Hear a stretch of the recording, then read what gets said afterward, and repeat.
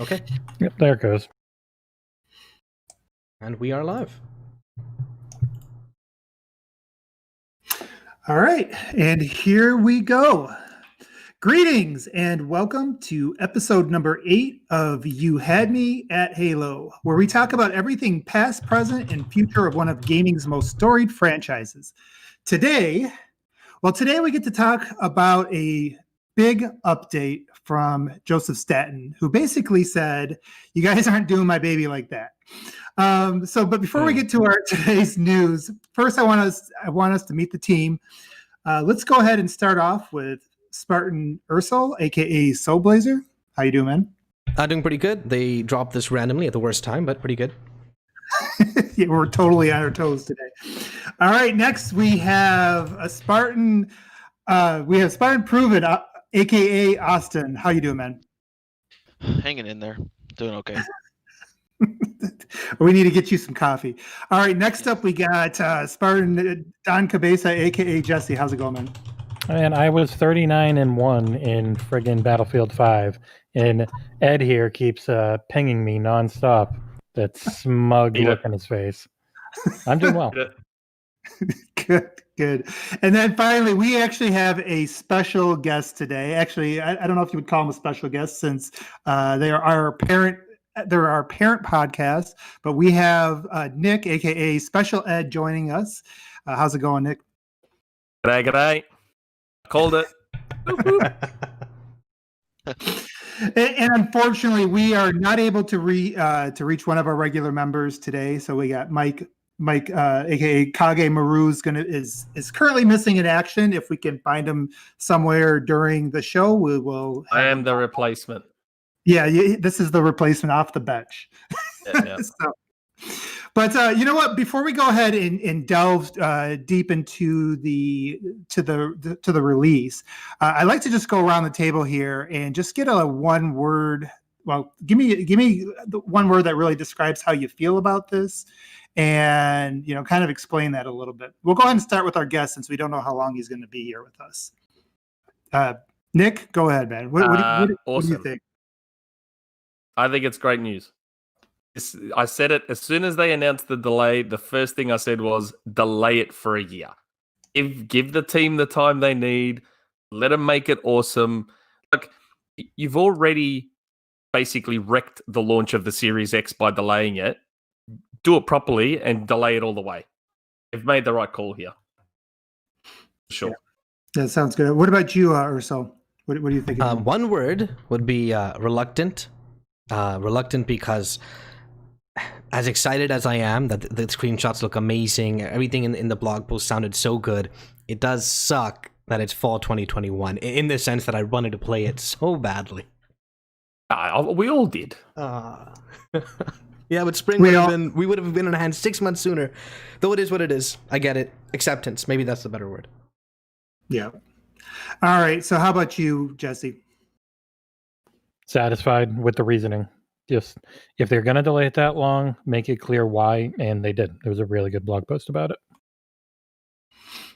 Austin, any final thoughts from you? I'll just stay excited. I think, obviously I wanted to play it sooner, but everything they talked about in the update seems really good, and they're obviously putting a lot of work into it. It's not like they're putting a ton of work into it, so if it takes a year for the best version of the game to come out, then I'm. Yep. All right, and for me, one word for me is relieved, and we've discussed this in the past, but I've said that Halo is my favorite franchise. It's the number one reason I'm still even on the Xbox platform, and when that July demo came out, I had a lot of concerns. I was disappointed with what I saw technically. I liked the gameplay, obviously we talked about that, but I had a lot of concerns, and the fact that it felt like they were rushing it had me just that feeling in your stomach, you have when your sports team is on their heels and you can feel them losing the game. And so this just gives me a renewed hope, especially with the new leadership they put in place. So we'll get into more of that. I won't go too long there, but yeah, relieved is where I'm at. All right, guys. So I'm going to go ahead and I'm going to start off reading this article, and I'm just going to be real transparent. I haven't had time to delve into this or really think about it. So nor are you smart enough to understand it. Spoiler: It all sounds great. Good. Yeah. So what I'm going to do though is we're going to kind of wing this together. I'm going to start reading this, and when we get to some parts here, we can fast forward through. Feel free to chime in as a group here. So we'll try to get through this together. But I would like to just start at least with the Joseph Staten statement to kind of set the table.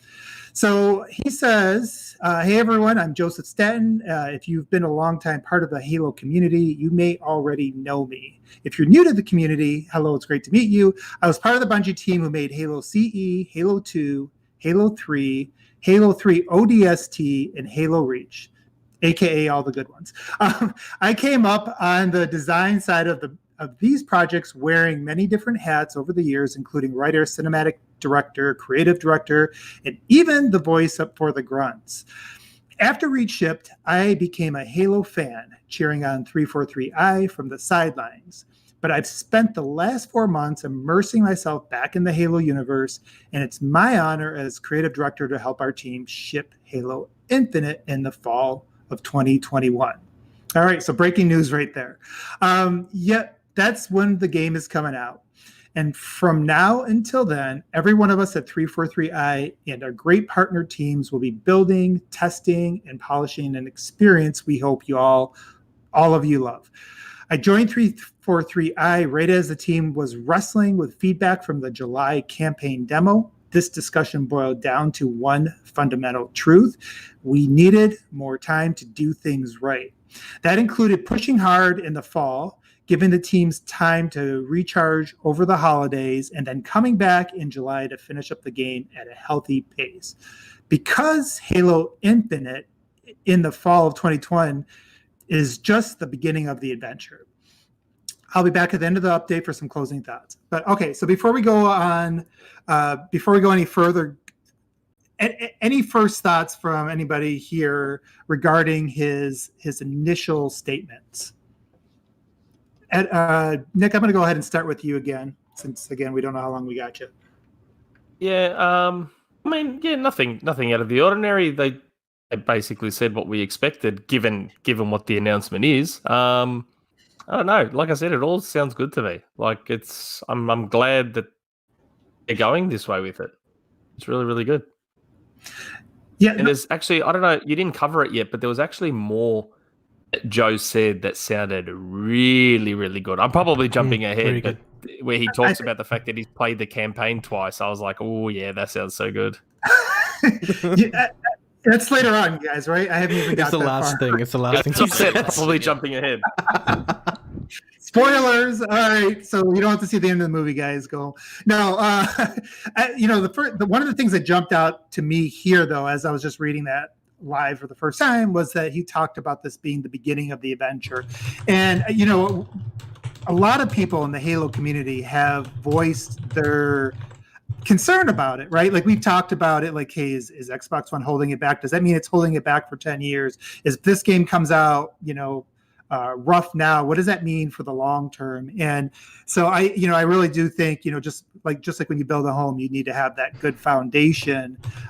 So that I think that's the most reassuring thing that just jumped out to me, is that realization that, hey, this is not just a Halo game that comes out, every 3 years, or even, one game that's coming out and then there'll be another one a few years from now. This is really the foundation for a long time. So, Justin, you got anything you want to elaborate on that at that point, or Soul or Proven? No. Okay. All right. We're going to keep going down here then. It's self-explanatory for the most part. It is exactly what they feel they need to do. And as we go through this, they really clearly lay out why. And it all sounds fantastic. So what I'm going to do here, guys, I'm going to actually I'll read some of these things. Just jump in where you guys feel it's necessary. I mean, obviously, a lot of us probably have some similar thoughts on some of these things, especially the ones that are obviously good. But just feel to kind of interrupt or jump in where you feel necessary. But go ahead. I'm sorry.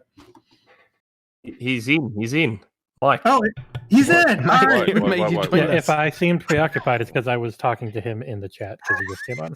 I'm sorry. I was helping some old lady move a fridge for a half hour. Was it a Series X? Did you follow Mike Tyson? Were you setting up and a knock her Series out X? and Is then that what you kill were Is that code? You're setting up a fridge code? Man, if I was doing that, on then that these days. No, anyways, Mike, it's good to have you, man. I guess now we can expect our show to go twice as long. Oh,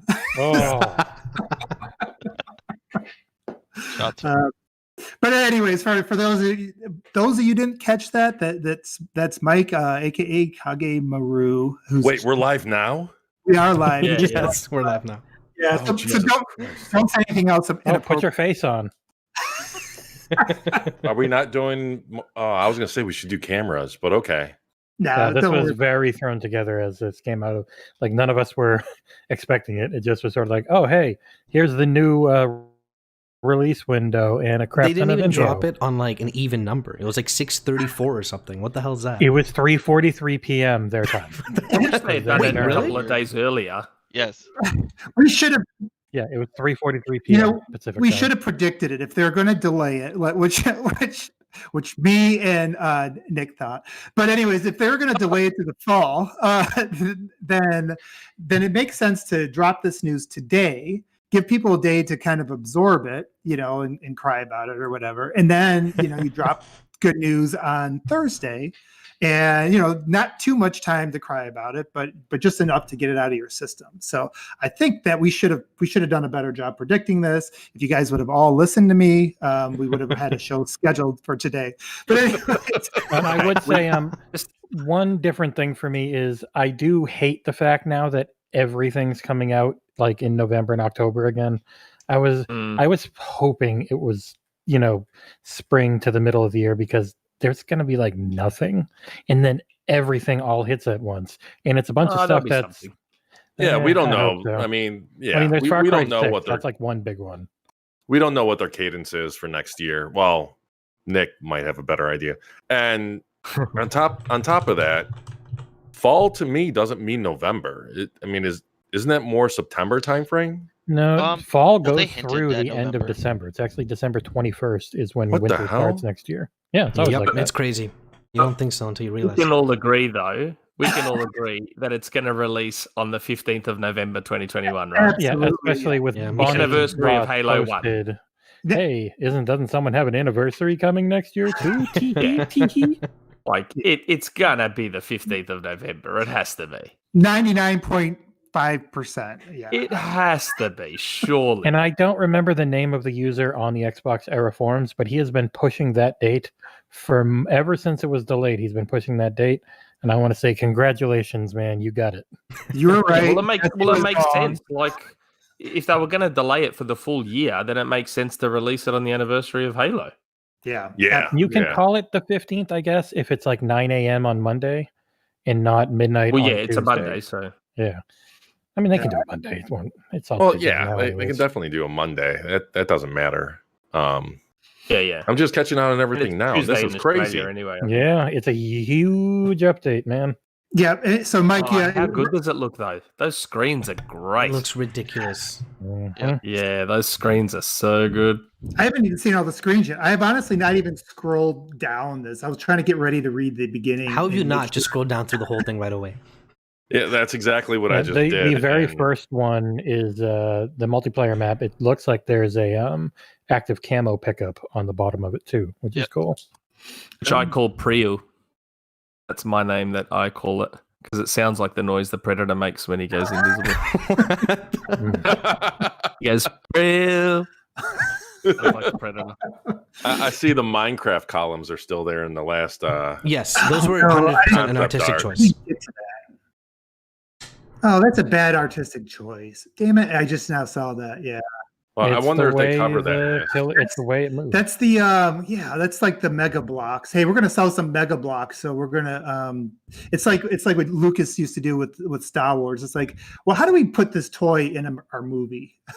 I don't This is think that exactly how it looked in my head in the books every time I read it. So I really want to see how it looks in motion when they're done. I don't think the concept fully itself touching is it up. flawed. I just think the shading and lighting of it. I mean, in what do you the think of that actual concept demo. art? The last picture. It I'm not a fan. Crap, I don't have it To saved. be I'll honest. write that, pop it up right now. Yeah, now we're jumping ahead, but now that I'm looking at it, it still reminds me of Mega Bloks toys. I like that they got the Halo and the Skybox going again. That's nice. But, Instead of reading through the whole thing, we can kind of just stick with the meat of it if you want, because there's a lot that's being said. Well, And why don't we just go down it? Yeah, and exactly. And I'm assuming that one of you guys read through this whole thing already. Yep. One of you speed readers. I've read through most. I mean, I'm the only one who seems to read, since I'm the only one who's read the Halo book. So Wow. I hope they did. I'm still Let's on do it. it. One day we'll finish those.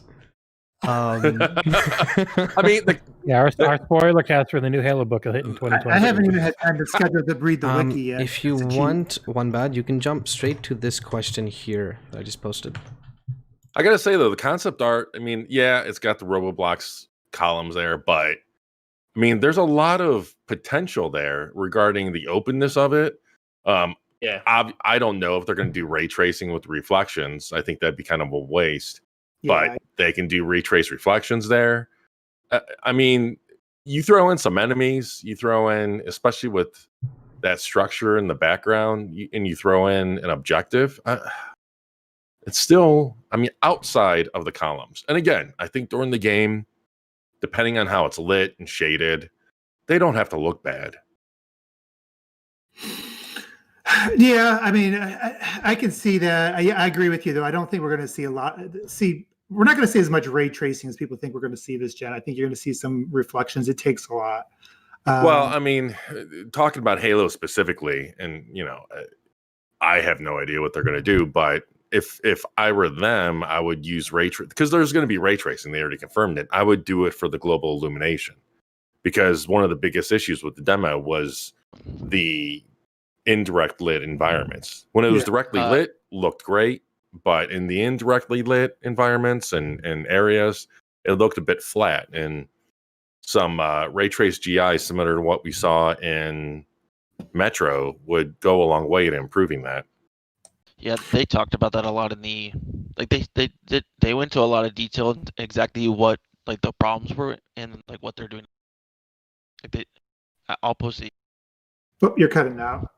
Hey, so you sent me a quote here. I'm going to read this. Where is this from? It's from the blog post. It's just a little farther down.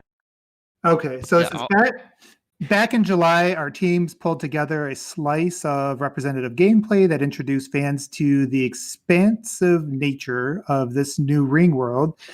And we got the first look at Master Chief using the grapple shot and various weaponry to take on the Banished. Despite excitement around the gameplay, we knew we had plenty of work left to do on the art and graphics side. Okay, so that's just kind of like summarizing what we all, but he's basically describing Craig at that point. Yeah, they actually get to Craig in detail. Oh, do they really? Yeah, okay. they do. Yeah, I mentioned him. All right. Well, I can't wait to get to there. All right. So let me try to get through this kind of in a little bit in order. So they had the graphics and art team introduce themselves. So I'll skip over the introductions. But he said that, the primary goal of the campaign. Okay. So we just talked about that. They said July was indeed a very much work in progress slice of the technology and a reasonable set of key features from global illumination. Okay, so there you go, Mike. Spoiler. And dynamic time of day to GPU driven rendering and variable rate shading were all in active development. Much of the graphics team's capacity, along with that of some technical a key technical artist, was focused on achieving high resolution and performance leading up to the demo, which meant several of these features didn't quite get to the level of polish and bug fixing that was warranted.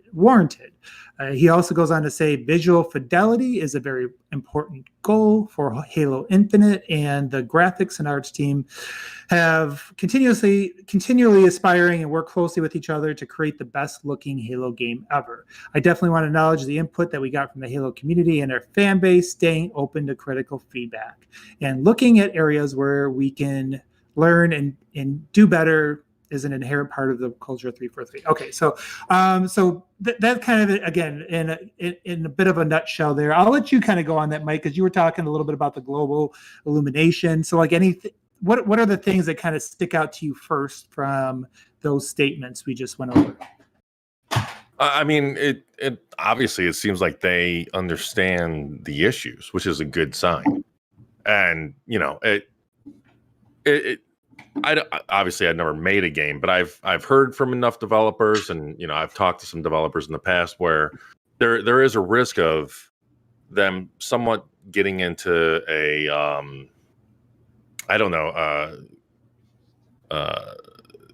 tunnel vision, I guess is the way, where they're so focused on their project, they're so focused on the game that they may not be completely aware. You know, they're so absorbed with everything. And it's no fault of any of the developers. It's just kind of the name of the game, where they may not be completely aware of the flaws, and until it gets out in the public, they start getting feedback. And you know, I think Halo 3 is a good example of that for many reasons. And I mean, it's just good to know that they're listening, they're taking the feedback, but they're also aware of the feedback, and they're addressing it. And they're completely everything just sounds absolutely perfect when I would want to hear from them. You just Nick, what are you thinking? I'm saying I agree with Mike. Everything sounds great, but it's funny, you know. I think in a year's time, like maybe longer, everyone's gonna look back, and I think it's gonna be hilarious that some fanboy who was trolling this game with that screenshot of Craig will probably end up being what made it great. When we look back, that is an interesting way to look at it. Yeah, like if that dickhead hadn't gone and done that, we may have been getting the Halo Infinite we saw in July released now. Do you think that really would have happened, or you think they still would have had enough eventual? I don't know. I don't think it would have got delayed if it wasn't for Craig. Didn't you think a lot of people were negative? Again, and I mentioned at the beginning, that depressed, like the graphics kind of depressed me enough that after the show, I was like all excited to talk about all the games and everything, and they had a pretty decent show afterwards. I was so bummed out about that. I was like, fuck it, sorry, I'm swore. I just turned off. That takes me back to where I was. I was just like, enough with this. I'm just turning off everything and going to bed. That's how like annoyed I was by what I saw. I feel like it was like that. Like it was even before that meme came out. I think there was a pretty vocal negative reaction to how that looked. Oh, there was. And it wasn't just the Craig one. It was the one they took where you can see all the grunts and the brutes from the side, and it's flat. That's when it really, because the actual demo itself wasn't nearly as bad graphically as that screenshot, and then Craig being pulled out from it. Yeah. Because people watching the gameplay reveal were like, "Oh man, this gameplay looks fantastic," but then it slowly started with the gameplay. It was kind of twofold because they streamed it at 1080p, and that itself, I don't think represented the demo in the best light. And then when people went back and watched the 4K footage, I saw more positive reactions. But then when people really started dissecting the footage, that's when the stuff you guys are talking about really came to light. Yeah. Yeah, I have a buddy who's a dev, and he actually knows. He's got friends over 343. I think a lot of people in the industry, it's kind of small, especially if they've been around for a while.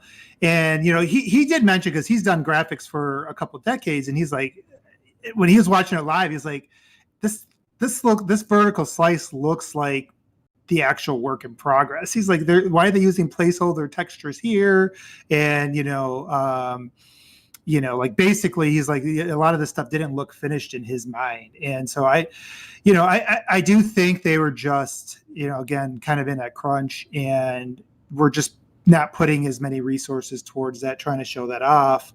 But I do think that backlash made him realize it had to be great. And it was, and they, so Jesse, you got any thoughts on that, ma'am? Didn't I start talking about this? I said Oh, it. you did.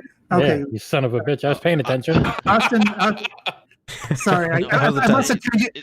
Jesse, I must have tuned you out like I usually do. Sorry about that. No, you're a terrible. I mean, you're a great host. I think the biggest issue that Infinite had back in July was those first two trailers set an expectation, a really high one. Like, because I don't care what anyone says, I thought those first two trailers looked unbelievable visually.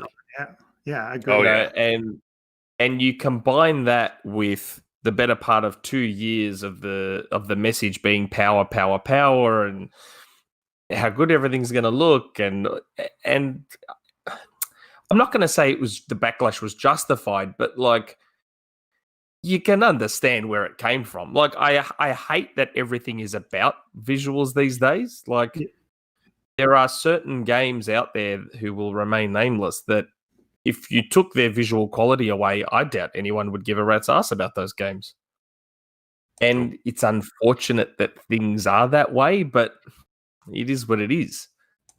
And I think those trailers set that expectation. And the demo in July, whether it was early, whether it was unfinished or whatever, it didn't even come close to living up to that visual quality. Agreed. Now, hopefully a full year delay means we'll get there. Who knows? I don't know. But, I mean, it's a full year. So by that time, Xbox One will have been gone by a full year or more. So, I don't know. There had been rumblings that maybe they'll ditch Xbox One and... we just got a question. Give it the full... We just got a question in the chat from that. So before I let you guys keep going on, I'll go ahead and read this. He said, yeah, that first trailer was incredible. Anybody think it's because Xbox One version holding it down? From so Andrew. Do you think... Yeah, from Andrew. Any of you guys think that was part of the problem, or you think it's something else?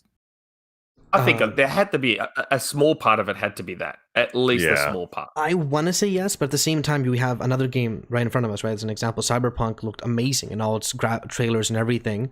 Even though the base consoles were giving it trouble, they were still able to come up with a really good-looking trailer. Yeah, but that was all PC footage. We can't. Really... Infinite was PC footage and too, pre-rendered and all that sort of stuff. Until we can get Cyberpunk Thursday in our hands, we really can't tell how close they came to those trailers. There's a lot of videos out now. Yeah, the PC version still looks phenomenal. Pretty solid. Okay. Even on the console got a patch because the console was on fire until it got patched a couple days ago, and it's significantly better after the patch. So I think a lot of that does come down to, though, they're showing really good stuff. The game looks nice. They're also being accused of really horrible crunch, and we'll talk about it later. But Joseph Staten makes it very clear they are avoiding that. That's their statement. They are doing this to avoid crunch as well. And mad props to Microsoft for delaying this for an entire year.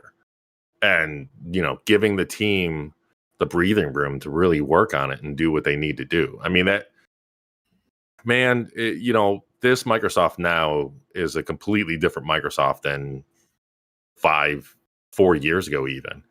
And it's amazing. Like, even though I'm disappointed that we have to wait so long for it, in a way, it kind of makes me more excited for this coming generation.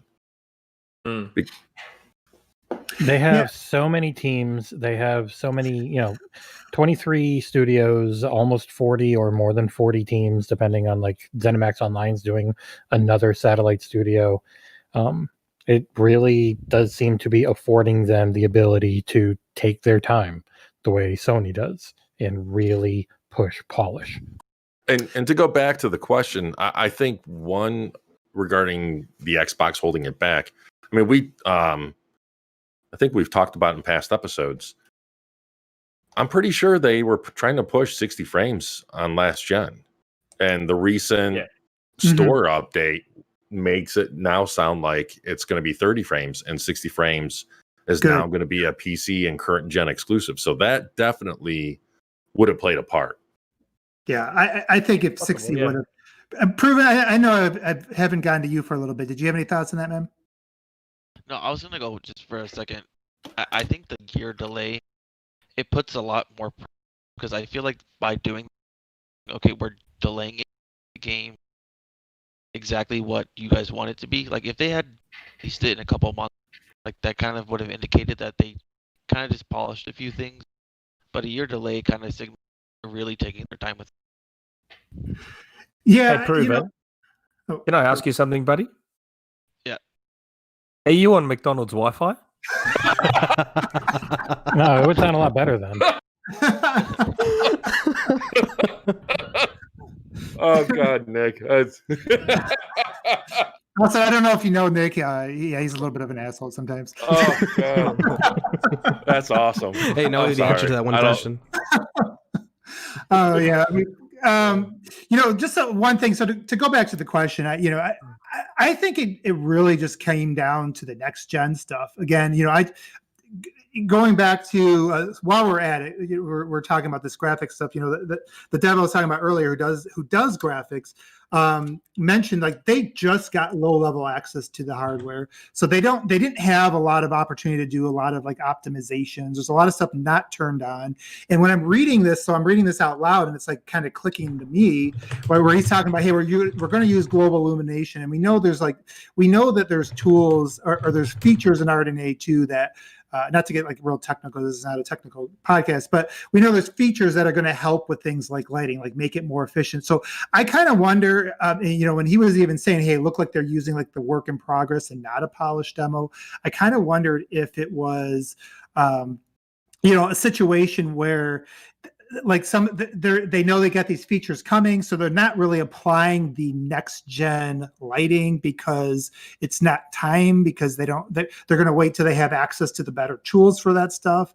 So again, this goes to like the first question I asked, and when I say relief, we know there's issues with the tools on the Xbox side. So I feel like this gives them a chance to really dig in. They just now got ability to start optimizing.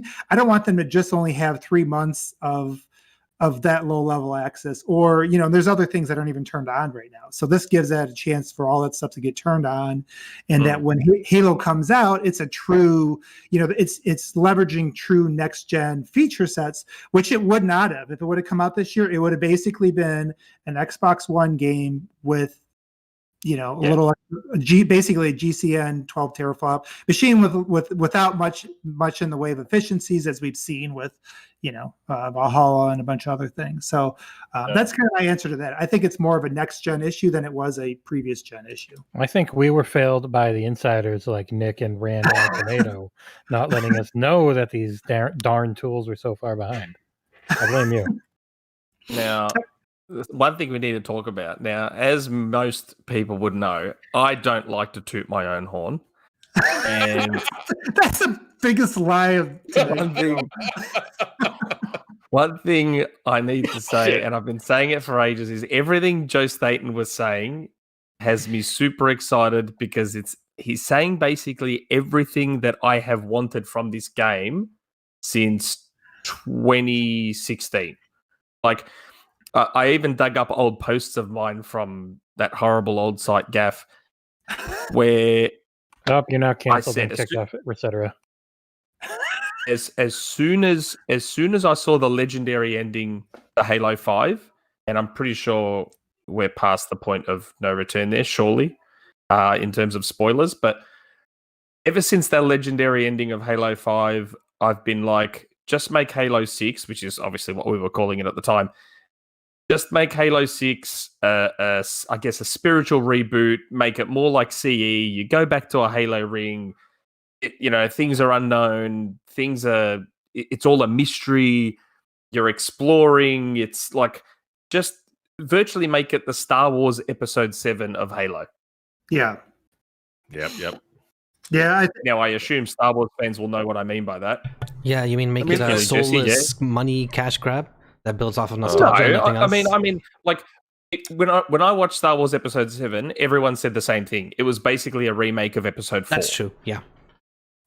That's effectively what Episode 7 was. It was a sequel, but it was just like scene for scene a remake of Episode 4. And that's one of the which things is that's what been I missing. wanted. Go Yeah. on.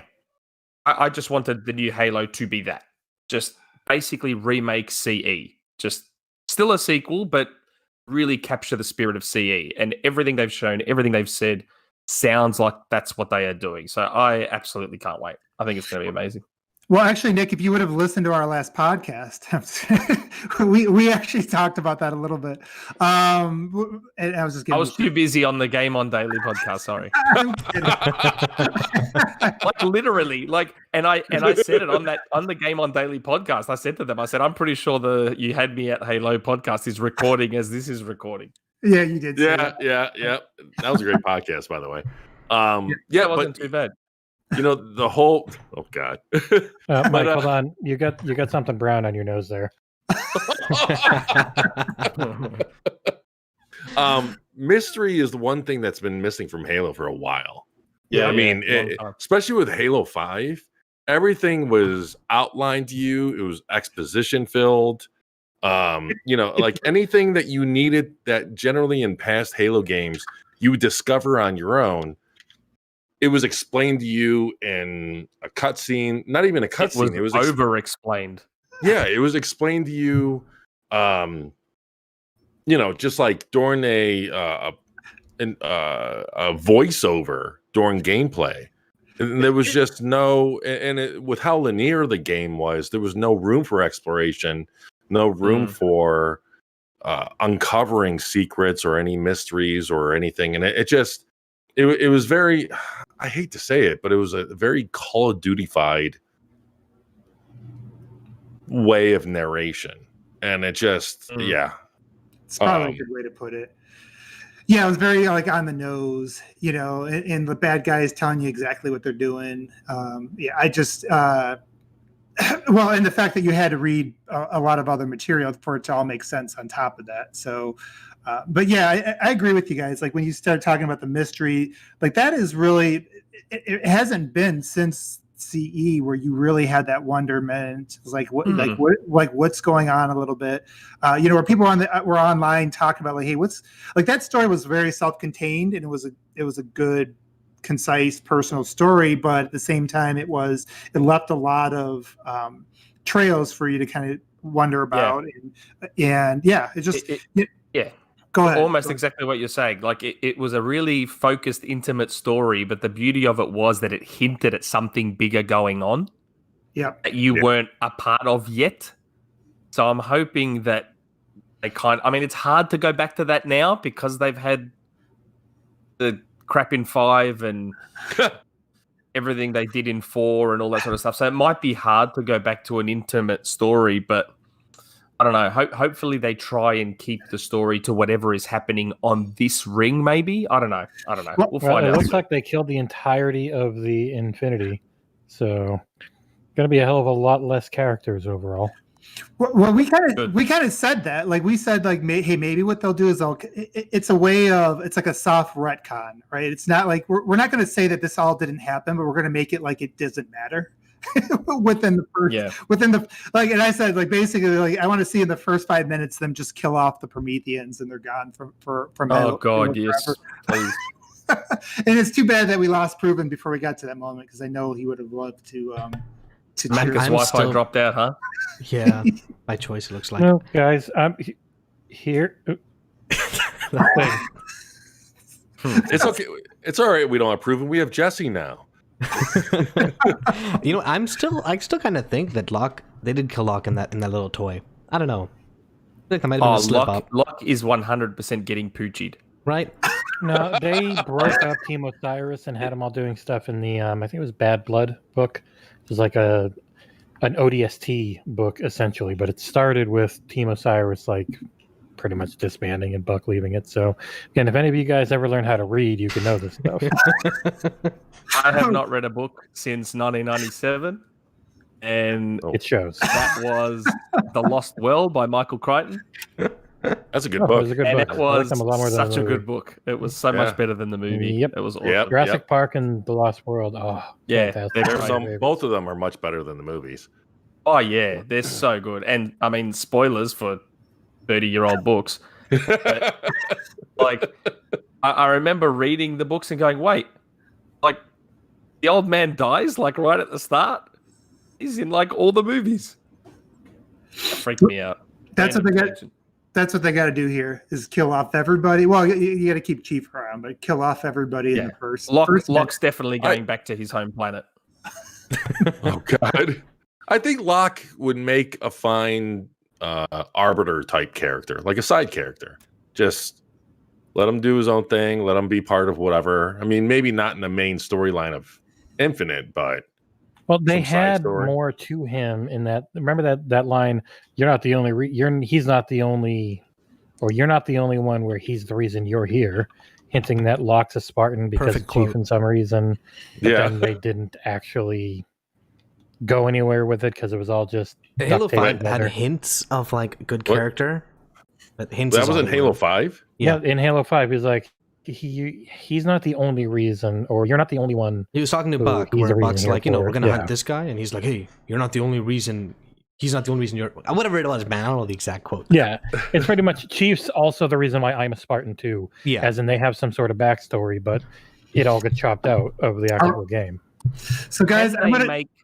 I was going to say, can they make Locke part of? Is it Blue Team? Who's Master Chief's team? Blue team, yeah. Yeah, Blue if team. they, Yeah, I mean, can if they make Locke it bigger, maybe kill like a somebody. new member of Blue Team? I think the blowback from that would be immense because everyone in Okay. Blue Team is pretty. I mean, for any Established? hardcore, they're for any hardcore Halo fan. Linda, Kelly, Fred. The problem with Halo 5 is that for the people that haven't read the books, they didn't establish or flesh out those characters if you were a long-term Halo 5 fan, you've read the books, you're like, oh wow, that's cool. But then if you That's where it just played stopped, the though. game, It being cool is where it stopped. They didn't do anything with yeah, the they stuff. didn't You know what I they mean? didn't So take advantage I would of it, argue, but- in a sense, By the way, that is there a story part of the update here? Because if not, I'm going to get us back on track. We're going to save that for the future podcast. Well, remember, Okay, we're okay, keeping fine, it guys. an hour, and we're only We- 43 minutes in. By the way, guys, we got a whole freaking year of content. Oh my this God, year. you're right. Let's Holy just crap. exit and let's get back to the article. Do you guys do timestamps? Mm-hmm. Yes. Oh, you generally do. Okay. Ursel When- does. when we that. remember Tangents them. aren't Great then. Okay. I'm gonna say Because I was going to go off on a whole other tangent, but I thought if it's going to screw up the timestamps, I won't. The way that I'm about it is that if tangents and sidetracks make for good conversation, then I agree. But And- Yeah, but I've listened to our show, and they don't. Kidding. I'm kidding. you all right, just hate everything, so it doesn't matter. Okay, we- So- all right. I'm gonna. Souls actually posted No. some key takeaways from the article. I'm going to go ahead and read his clips because we don't got time now to go through the whole dang article. Yes, I'm still doing this.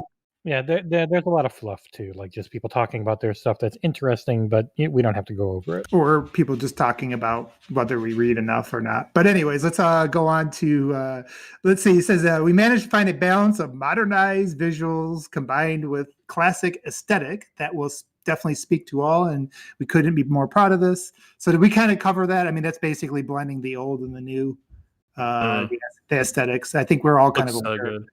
Yeah, I do like that. So they ask a question. When it comes to visual fidelity, the team has been making progress since July, as we can see in some of the latest images we're sharing here today.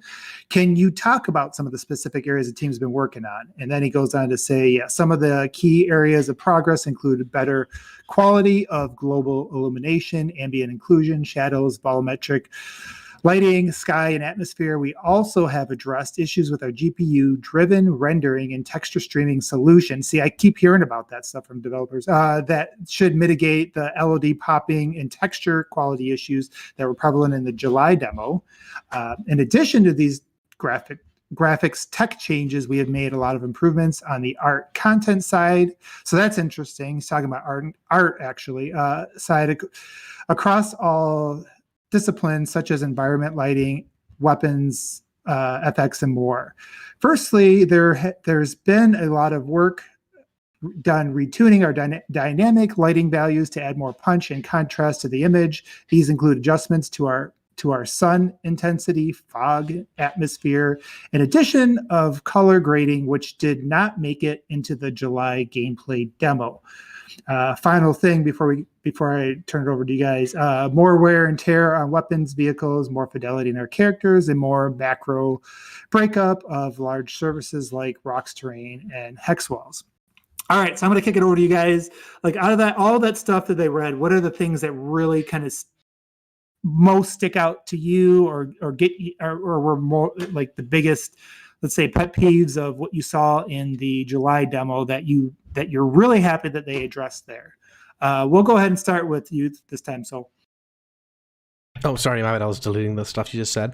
I mean, to be honest, I'm not I'm not too tech savvy when it comes to all this stuff, but I do like how they specifically addressed issues in the July demo and said, listen, we're working on that, we'll fix this, we'll fix that. The wear and tear, for example, is something that's really cool that I think Halo has kind of done, but not really to like the level it could have.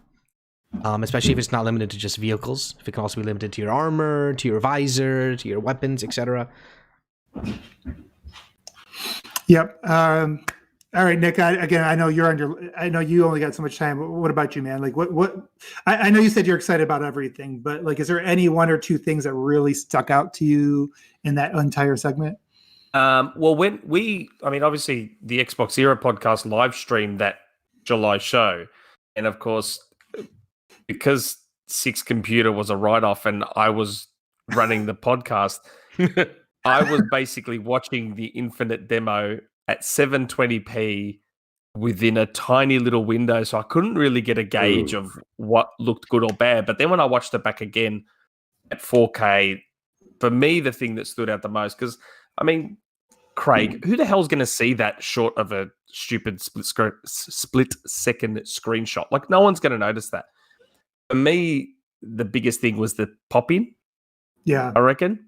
Yep. That was like immediately noticeable.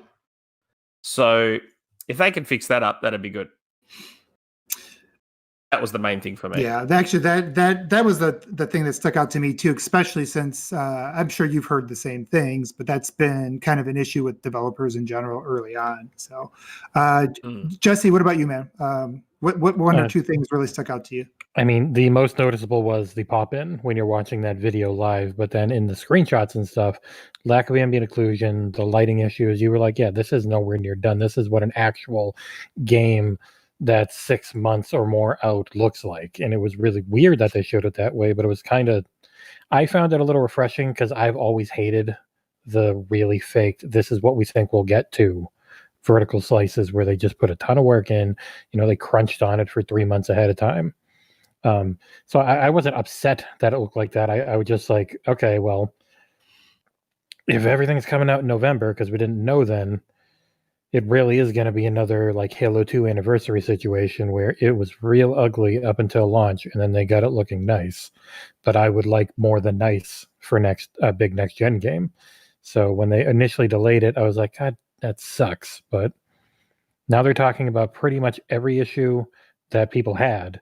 Right. And we know the situation with tools, and waiting on RDNA 2 has been a thing they've talked about a ton. And this seems to be, yes, they waited on RDNA 2. Now they're during a pandemic and work from home, getting all this updated, having tons of people still adjusting to all that. It's a ton of work, and taking your time to do it without really crunching people is A-okay by me. Yeah. Mike, anything left for you to pick up? I mean, on top of the pop-in that the other guys were saying, because, especially with like the Warthog, that's one of the areas in the stream that I was paying attention to the pop-in. And it seemed like he was like 20 feet in front of you. Now, I noticed that they specifically say more wear and tear on weapons and vehicles, but I'm hoping that also translates over to armor, because one of the issues with the brutes, and you saw people talking about how it looks like they were wearing plastic and whatnot. I mean, they're supposed to be veteran brutes that have been through plenty of battles, and yet their armor was like just clean. Well, they're Too divas. clean. They want it to look beautiful. Whatever. But They get the grunts just polishing it all night, every night. But you look at the brute commander or whoever he was at the end giving the supposedly dramatic speech, and his armor was chipped, it was worn and torn. His armor looked so much better than any other armor of any brute shown during the demo. So that's one of the things that I thought was missing, that lacked the depth, or completely removed the depth of the brutes in the demo, was just that wear and tear, that these were veteran soldiers or veteran brutes. And so hopefully that translates to that as well. I do like the fact that they're talking about wear and tear. It's not so much but maybe that's what they mean by more fidelity in our characters. Who knows? But didn't he mention armor? I thought, I'm trying to go back and find it. Didn't he say something about the armor? Yeah, they said that we've improved some of our materials to get more speculative response, which is a good thing. Speculative response is something that's going to help in the indirect lit areas. More wear and tear on the weapons and vehicles, but they only specifically mention weapons and vehicles. More fidelity in our characters. Hopefully that means more wear and tear with the more battle worn with the characters, and more macro breakup on large surfaces like rocks, terrain, and the hex walls. So the fact that they specifically mentioned the hex walls is huge. And again, macro breakup. God, I keep on doing it. Macro breakup. Delicious. With the hex walls, it's just like, I just keep thinking about it, but in the back of my mind. Yeah, with the hex walls, that's exactly what that was missing. The unified color and texture and lighting of those, Minecraft walls is exactly what made them look simplistic and lack in detail. So that's another thing. The macro breakup. Hey, I said it right. That's another thing that stands out to me. So for people who don't know what that is there any way to put that into layman's terms beyond what you just said? So if you look at the demo, the Minecraft columns look all unified when it comes to the shading and lighting and texturing. The macro breakup is going to bring variety to that. It's going to hopefully make it look more worn and torn and ancient, is how I take it. Because regardless if, it's just now, because Jesse can tell us since he's the only one that can read. Regardless if those columns are there because the ring is shifting or breaking apart in some ways, the material in the ring is still going to be ancient by today's standards or whatever, the in-game standards. And weathered. Yeah, exactly. So nothing should be clean. Nothing should be polished.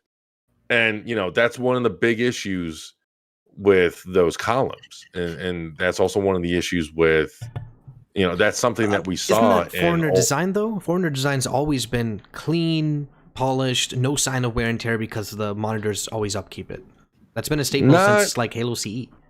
Not necessarily, though. You look at Halo CE, like OG Halo, and that metal looks worn. That metal looks ancient. But then you hit the select button or the cheese slice button, whatever the hell you want to call it, and you change it to the remastered version. And yeah, it looks shiny. It looks new. The remaster, you're right. It wasn't a good remaster. Not for Halo CE anyway. Yeah. But if you look at that's one of the reasons why I always say that I like the metal textures better in OG Halo, because it does have that worn grime kind of textured look. Yeah. So, you could only polish metal for so long. It's eventually going to lose that shine. What if it's space metal? with space machines. You don't know how far they've come in how many 100 years in all those years. 100,000 since. You guys got me. Yeah, whatever. But I think the bottom line is, regardless of what it was before, I think that the higher the fidelity you get, the more something like that stands out, and you just need to have a little bit of wear on it for it to look real. Otherwise it does just look like toys. So I agree with you there. But we didn't get to the part. I think we're coming up in the part for Craig. I think this is like this is like the climax. Right before Craig, they talk about how they'll look forward to sharing more future updates in the months ahead. So I feel like we'll be getting some steady updates as we go. Yeah, they said taking a break around the holidays and then coming back in January, refreshed and good to go at a healthy pace. Okay. Oh, that sounds good. We'll have to schedule around that stuff. All right. So you said one big outcome from the demo was the emergence of the now world-renowned Craig. While we and the internet have come to love dear Craig, we know he wasn't his best self back in July. Can you give us an update on Craig and as he stands today? So I said, firstly, I can confirm that the facial animation on NPCs was not fully implemented in that build, thank God, which resulted in Craig's incredibly deadpan, lifeless look. So poor old Craig was never intended to be seen in that condition, which is not something that was evident during the gameplay. It was only later in the close-up freeze frame of his one bad moment where it came to light and the legend of Craig was born. We're also working to add some hairdos and beards, which was something we hadn't gotten to in July. So whilst we have come to love our dear old Craig, he's certainly undergoing a significant makeover. So think of like Craig coming back out like on a Jenny Jones show, when they redo something. I want to see an E3. They're just going to kind of parade him out there and just like spin him around, in front of the person that used to make fun of him, like they used to do on those shows. All right, it says Craig isn't the only model to see improvement, though. There have been significant changes to other characters and 3D models as we continue to evolve and polish our content, some of which can be seen in the Spartan and weapon renders being shared today. All right, guys. So, I know animations, it wasn't just graphics. We talked a lot about graphics, but I think the other thing that really hasn't got as much attention was the animations, which I do think are part of that visual presentation. So is there anything that kind of stands out there, before I kind of move on to some of the other stuff? Or is it... as far as the Craig thing goes, that it just made sense. He wasn't done. Yeah, exactly. It was an incomplete thing you don't normally see. That was final product. We're not arguing in good faith. Like, there's no other explanation. That whole Craig thing, you can do that in almost any video game. Yep. You can take a freeze frame at a bad moment in time and make almost literally any game look that bad. Any game. I'm talking even the best looking games. Like, you can do that. Like, it's just... Last of Us 2, to your point. There is some freeze frames of that are not very pretty. That's what I'm saying. Like, you can do that to any video game, and that's part of what annoyed me about that. Like, I don't know. Like, if it wasn't for that Craig freeze frame in motion, the game looked pretty good.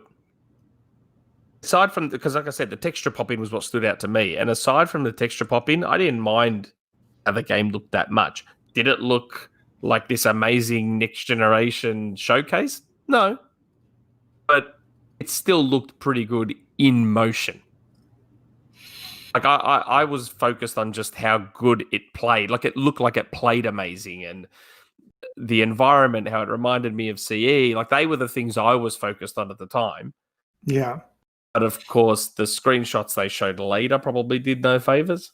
Like, as you mentioned before about the weird brute and grunt thing, and I don't know. Halo's history with being a visual showcase has been sort of 50-50. Like, I know Halo CE was considered a really good looking game at the time. So was Halo 2, but then Halo 3, 2007, I remember there was a lot of talk about Halo 3's visuals back then, about it not being a great looking game. Then Halo Reach came along and that looked better, but then ghosting was a big issue with Halo Reach. And then Halo 4 was just, my God, like even now, Halo 4 still looks amazing. And then Halo 5 kind of went back again to not looking the best, and a lot of sacrifices being made. And I don't know, Halo's history has been very, very spotty like that.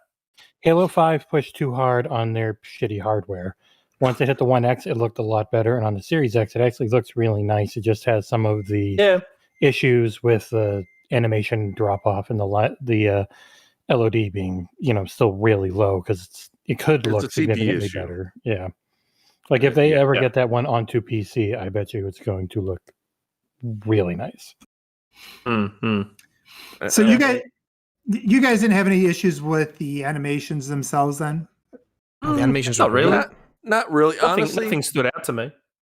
There was some. I thought the animations were decent. They were good, and honestly, there were some highlights. Like it was I think it was the last firefight where he shot the one brute in the back with one of the short range shotguns or whatever, and he reached around in his back. Yeah, that was cool. I thought that was cool. That stuck out to me, and so I'm not 100% sure. Was Greg pulled from a trailer or was that pulled from the demo? From the demo. When he immediately up the ramp. Yeah. Okay. Because I was going to say, like, I understand the criticism regarding Greg if they put that in a trailer, but the fact that it was from a demo, that whole thing just was not presented in good faith, because you can take the most beautiful game and spin it around like it's an ugly, soupy mess. Oh, yeah. 100%. And regarding, again, I just have to go back to it's awesome that they're completely aware of the issues, because the animations were fine. They weren't amazing, but the animations in Halo have always leaned towards being critical or beneficial towards gameplay versus fidelity. And if you've talked to developers, or if you've read developer interviews, you know that there's always this constant battle between fidelity and gameplay, because the more animations the more frames of animations, the more fidelity you lend to the animation, the less that you're going to have a responsive controls and gameplay experience. So, I didn't put too much attention to the animation. There are some things that stuck out to me, like they very specifically or clearly made a note to shoot that one brute in the knee, so he started tripping over. I thought that was cool. That kind of reminded me of Gears 1, because I remember doing that in Gears 1. But then, again, shooting the brute in the back, he reached around his back. The animation itself wasn't the problem, but the fact that they're paying so close attention to this that the deadpan look is something that they're talking about not being a thing. And that's, what, speaking of the animations, during the demo, you do kill a brute in the air, and the body kind of just goes stiff. So yeah, if they're looking to address things like that, awesome, because that was something that stuck out to me. I was like, that kind of looks like 360-ish in terms of like enemy reaction to getting killed.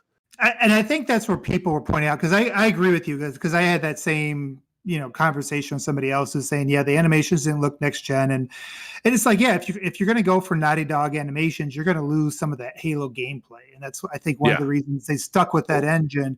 But where you can make something look next gen is with the reactions of things, and I think when one of those brutes just dropped, it just was like, you're exactly right. It was like a 360 thing.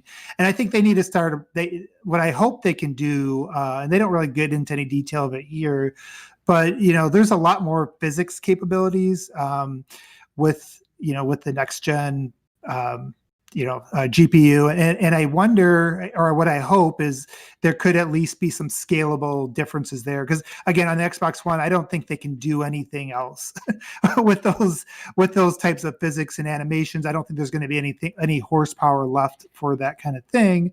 But you would hope maybe they could scale some of that so you get some extra next gen-ish death animations, how they maybe fall into things and all that. But yeah, we definitely didn't see that there. I don't think they really get into that there. So, go ahead, man. Assuming that they're shooting for 60 frames back in July still, and they bumped it down to 30 frames, that's an extra 16 milliseconds. That's not of frame time they have there, I believe. But yeah. Yeah.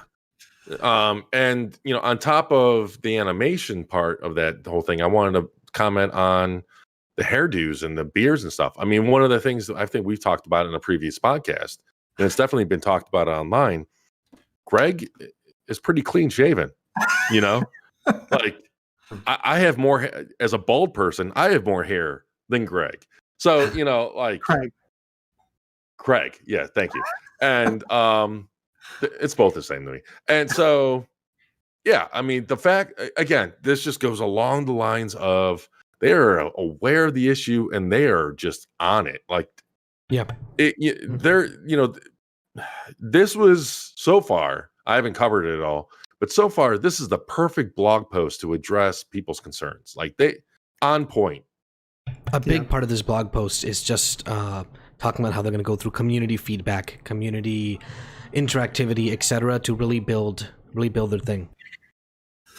So let me ask, so Glorious War kind of brought up a point too, and I haven't got far enough in this to know if this is going to come up. So he said, yeah, the animation and NBA AI didn't look next level. I want to see the game on hard. So yeah, did they talk anything about the AI in this blog? No, after this, they just talk about the live aspect of the game. Okay, gotcha. So we'll get into that next. But real quick, that is something I do think that actually dampened how it looked. We know that Halo's AI usually doesn't shine until you get into heroic or legendary. It's pretty dumb at the lower difficulties. So I don't think that helped it at all. Oh, go ahead, Mike. No, go ahead. I'll wait. No, there was with the interview with God, I already forgot his name. He's out of sight, out of mind. Who's the one who got reassigned? Chris Lee. So once there was an interview with Chris Lee where he talked about part of the entire one of their initiatives with the engine redesign wasn't just to make it it was to make it malleable so they could add stuff and build stuff faster long term, but he also mentioned the AI was a part of it. So I always thought that was interesting because it was one thing that never showed up at all in that demo. And that is a big part of Halo's campaign.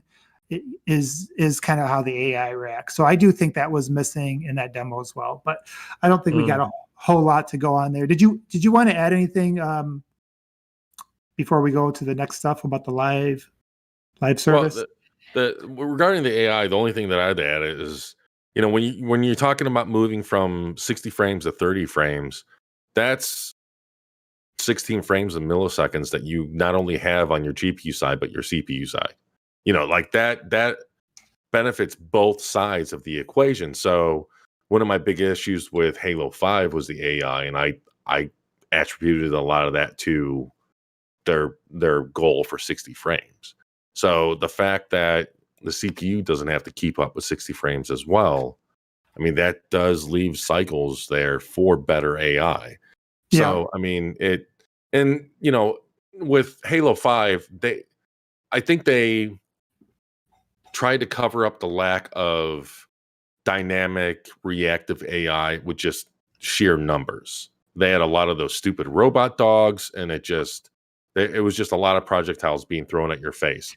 Whereas what we saw from the Infinite demo, it was more close. It was closer to the groups that we saw in previous Halo games, where it was your elites and handful of brutes, or your brutes and your handful of grunts and jackals. So hopefully that brings, and we already know extra like AI routines or options, like the brutes will throw grunts at you, which I think is awesome. So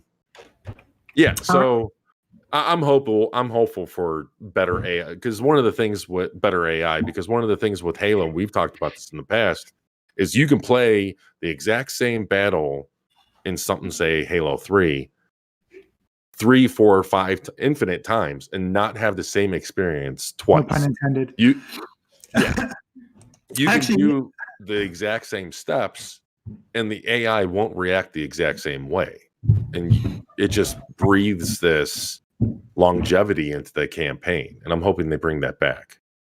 So I do want to get to Nick because I know Nick's got to take off here in a moment. Ooh. So I am going to flip it over to you, Nick, so you could get some final thoughts. Just quick. And I don't want to start a tangent, but maybe I will.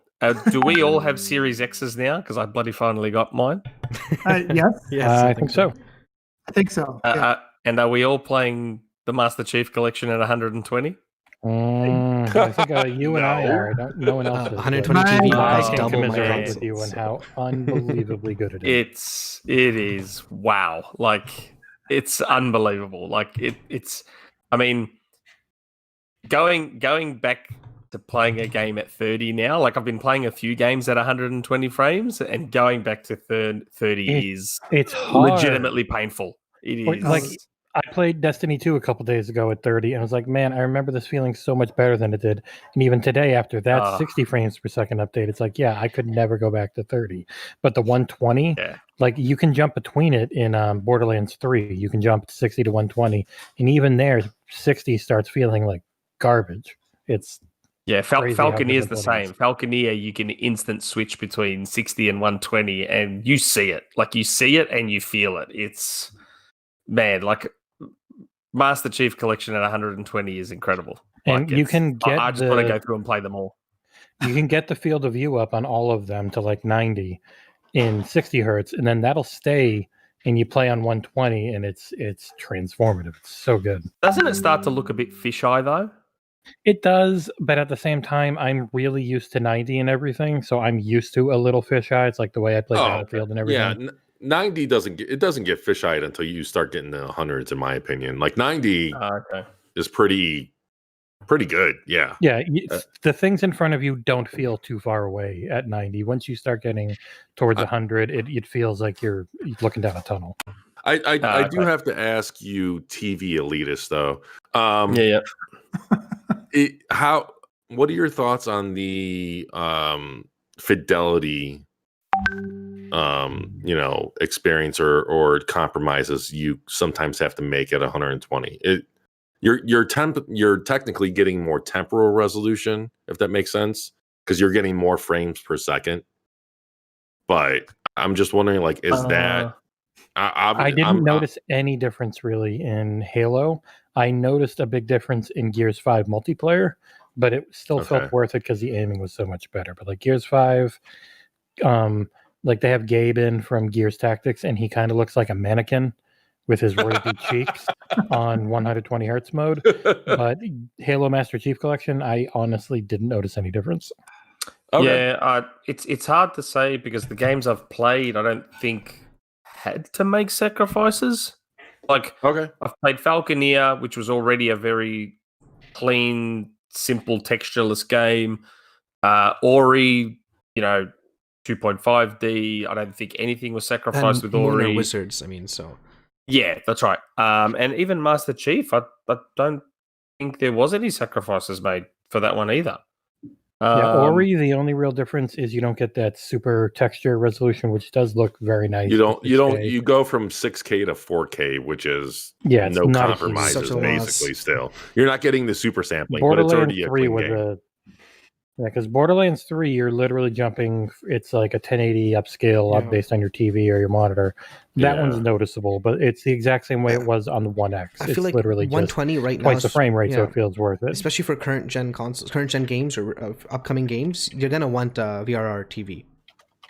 You know what? I was just gonna ask that. Do both of your TVs support VRR? Yeah. My monitor has it. So even with the drops, because I could be wrong, but I don't think the Master Chief Collection runs locked at 120. So considering it has some dips, especially on like 4. But you guys don't noticed any yet. Yeah, But you don't with feel you it running a with VRR, Yeah, that's exactly. going to clean that all up, right? All right. So Well, guys, yeah. I'm going to try to get, because we're at 78 minutes now. Oh, is that we all? got a lot more to get through. I hate you. We can bring Nick back on to talk 120 frames on the next show. Yeah. I'll have to head off because I'm technically quote unquote at work right now.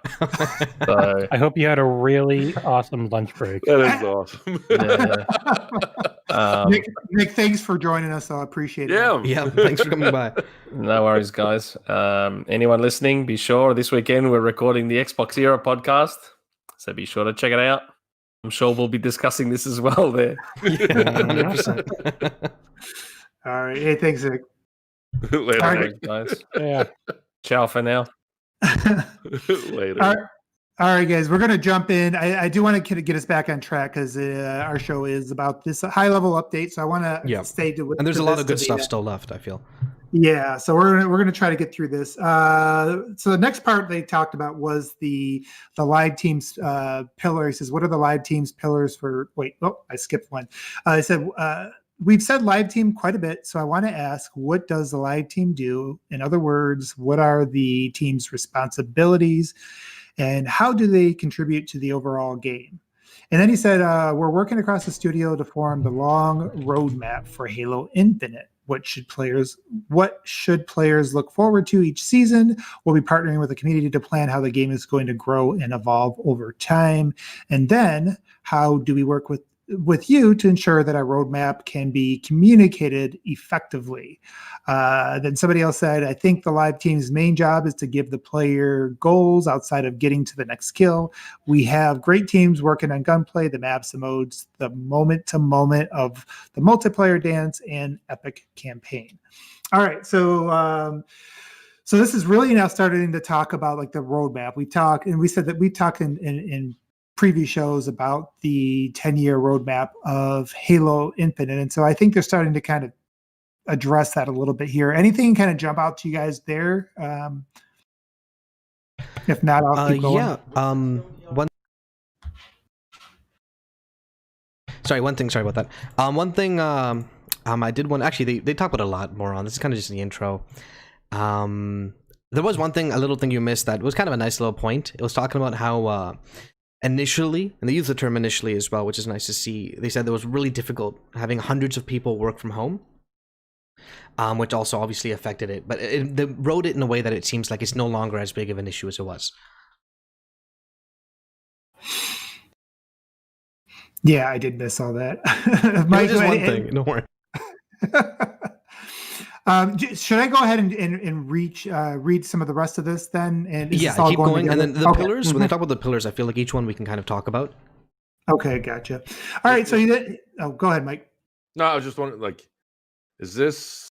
I'm just trying to follow through here. Is this the part where they talked about analytics? Not yet. No, I don't. I'm not sure if they even do talk about analytics, or if they do, I kind of skipped it because who cares? Well, I mean, for a live game, because they're talking about using analytics for the campaign. For the campaign, right now everything's about the live. These are the two people that are being interviewed right now, are I believe in charge of the live aspect of the game, which is mostly the free to play aspect, I believe, or at least that's what they're referring to right now. Yeah, I wouldn't get too caught up in analytics right now, because analytics means, as somebody who works in analytics, it can mean a lot of different things, and you don't really know what they're using it for. So until they get specific on what they're using it, how they're going to apply it, I mean, you could do some interesting things to evolve the game with it, but I don't think they ever get into that here. Okay. Yeah. So he did say, let me see here, make sure I get back to the live team. And then he also said, what are the live team's pillars for the Halo Infinite? He said, healthy engagement is paramount. We want everybody to play the game in a healthy manner that you enjoy. So not much there. He says, we maintain a player first focus. There will be limited time events, but we don't want to turn free time into a chore. We're not about that. Everybody should enjoy their time in Halo Infinite. I'll stop there because that's a big one for me. Yep, when they 100%. talk about when they talk about doing seasons and all that stuff, that's kind of where I get a little bit nervous, because I just like to jump in. I don't care for I don't know, some of the grinds they have in some of these games. I just don't care about any of the chores they have us do. But is there any thoughts on anything that they touched on here that Jesse, you want to touch on? No, I mean, for the most part, I think it was always going to be, they always overreact when people are negative in a good way. They True. overreact, and they're not going to make this armor coding system or anything else they've talked about a crappy value, because they've made it pretty obvious that if something's not seen as great by the community at the start, they're going to ensure it's a good value, because that's what Game Pass is supposed to be. Really good value, and making sure you've got enough of these items so you don't feel compelled to spend money or spend too much time on them. And it's like, oh, it's there if I want it. I don't absolutely need it. I thought would be the way they go from the start. Yeah. I think they actually they address that as I'm kind of reading ahead here. It says he talked about unambiguous value. If somebody invests their time or money in the game, they should understand what they're getting and that it will be worth more than the investment. Examples of this in practice include no loot boxes, so there's a big deal, either through engagement or any premium route. So I'm assuming that means no in-game currency either. I think. Yeah, which is interesting. Yeah, and we're not selling power or giving an unfair advantage in any in-game via any route, which I always assumed. So provide value combined with our engagement pillar, that we want to be clear about how to earn rewards. Most of all, we want to bring the best set of cosmetic-only rewards to Halo. We want great-looking assets and ways to show Spartan off. We want players to get close to their Spartan and spend time swapping parts and pieces. It has been said before, and it's important to restate: no loot box, no randomness in rewards. So I think we'll spend some time on this. And he said, and then he also said, allow player expression. We want everyone to build their own dream Spartan. We want to make sure that Halo Infinite players will be able to get their own favorites as well as buy new favorites at launch and as we expand over the months post-launch. So there's a lot there. I think this kind of all ties together. It's too bad we don't have Proven here, because I know he's kind of more invested in some of that stuff to the Spartans, and it sounds like maybe they're going a reach route. But I'll turn it over to you. Mike, any thoughts from your side on the anything that we've gone over in regards to the multiplayer, the ongoing support? I mean, hopefully I'm not reading too much into it, but it's almost like they're bringing a AAA game back to the good old days where there is a plethora of just unlocks, a huge amount of content to collect, and they're putting the value in either the product itself or, and that's one of the hopes that I had with Game Pass, is that the drive or push for Game Pass mitigates the need for loot boxes instead of, you needing to pay for content through loot boxes or there being some level of sustained income through loot boxes. That's what Game Pass is.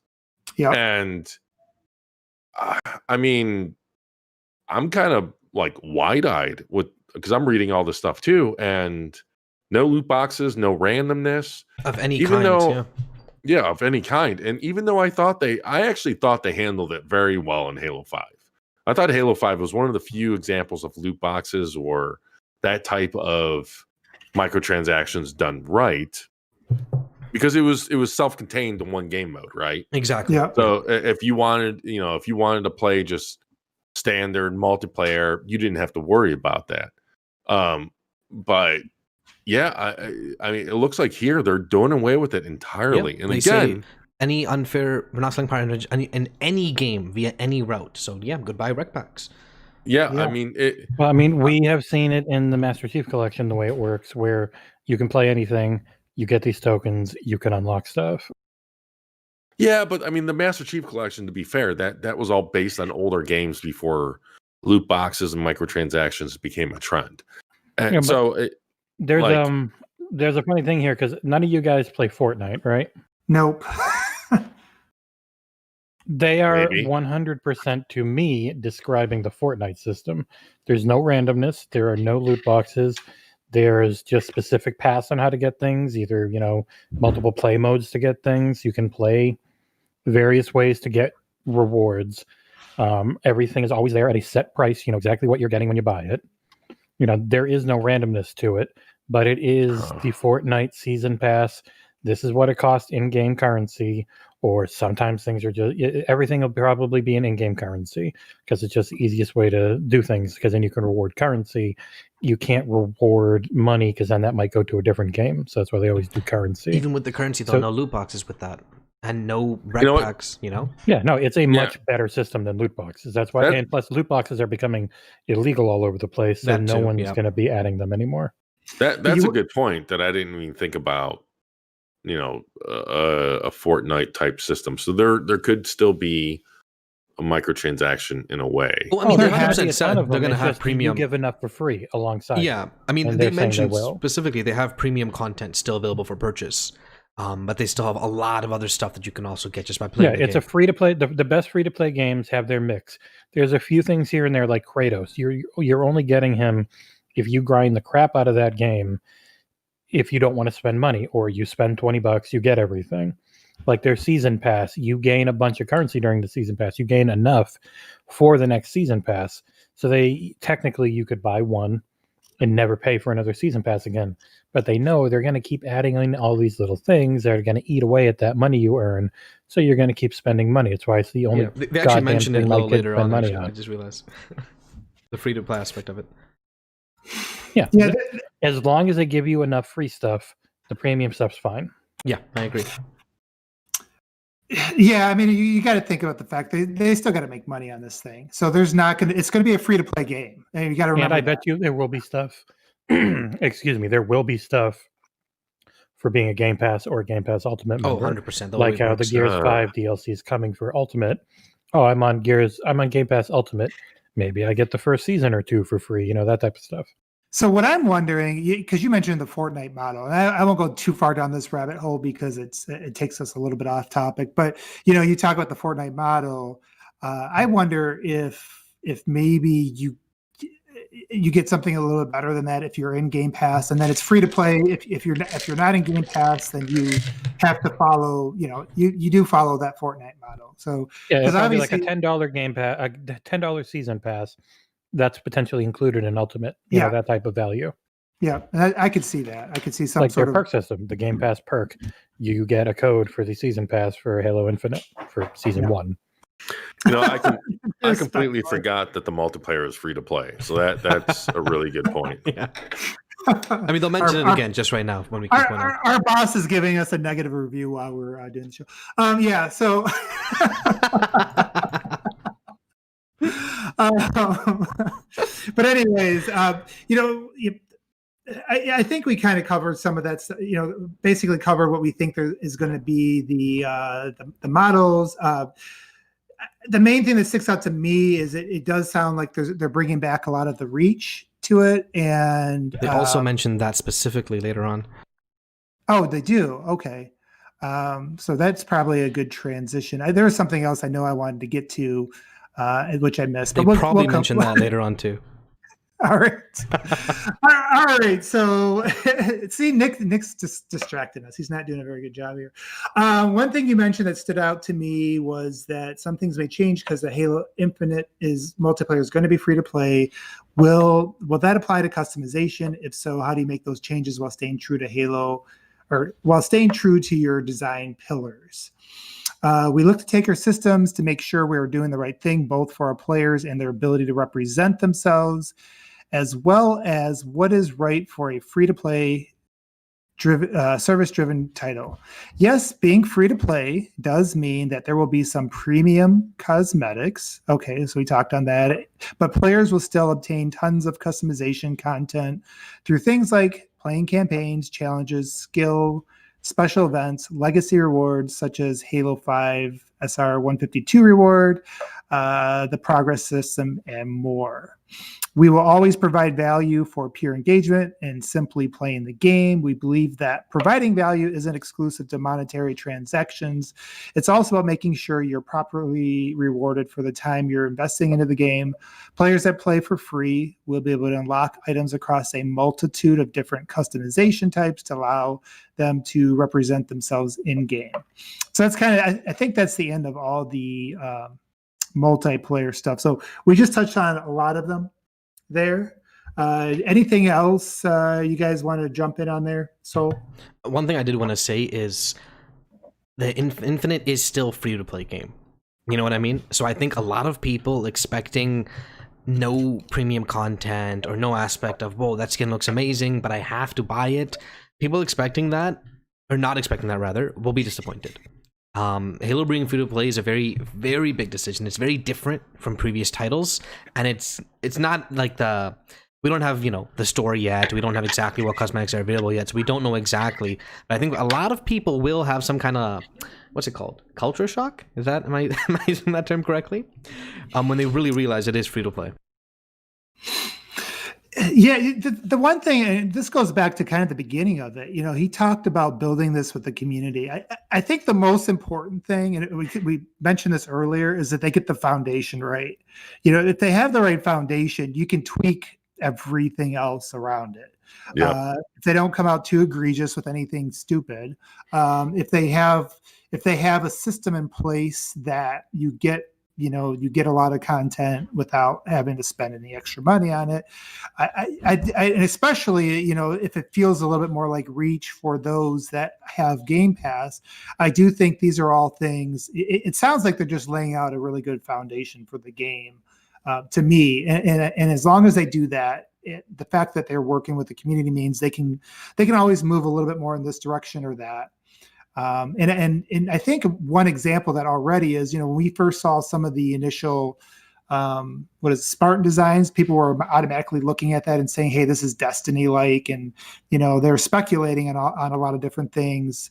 And I do think that some of that feedback's probably gone into what they're saying here. So those are just some of the things that kind of jumped out to me. Mike, I'll go back to you. Is there something additional you want to add to that?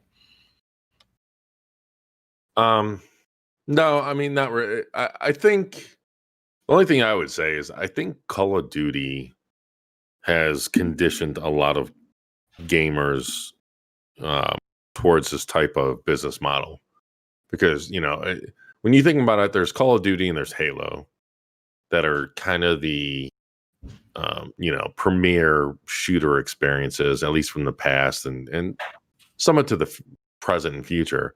So the fact that Call of Duty already went free to play with their multiplayer, I think has better prepared, let's say, the wider audience for this type of this that's model. True. Yeah, I didn't think that. And when you think about it, Fortnite, Call of Duty, really outside of those two, I can't think of any others. But it's almost like the best or most played games. Apex Legends, and I'm sure of course. Oh yeah. Apex Legends. There's that Fortnite. He mentioned Fortnite. He did. I believe. Who did? Jesse just wanted us to remember he was here. Hey, Jesse, you have any thoughts on it? Hi, Jesse. Fortnite. No, I'm just doing an impression of my kids because it's all they ever friggin' talk about. And there's more. There's more coming for sure. Battlefield's BR wasn't free to play, right? I believe. No, that's probably one of the biggest issues. Yeah, the next one's going to be free to play for sure. It will be. Yeah, I think, and Mike, you make a really good point though, because you kept saying you talked about it being in Game Pass, and I do wonder if there's some innovations they can bring that Fortnite Call of Duty model, but maybe bring in something more for those that for those that are in the Game Pass. But yeah, go ahead. You were saying something else. I with you saying that specifically, I think you're entirely right, and I don't like it. I've been vocal about it before. I don't like Microsoft locking things behind a subscription. I think it's a dangerous slope. And even if it's including stuff like season passes behind a Game Pass subscription. Well, I guess that's not bad because my big issue is You can't give get it people anywhere that else. give people an option outside of Game Pass to put their money down and buy it. I think so as long as it's yeah, something like yeah. that, fair game. I'm fairly certain, or I hope that any kind of ultimate perk regarding infinite encodings should just be some kind of premium codings you can purchase otherwise. Even the ones that were like, oh, buy this pack of gum and get the coding. It says you get it.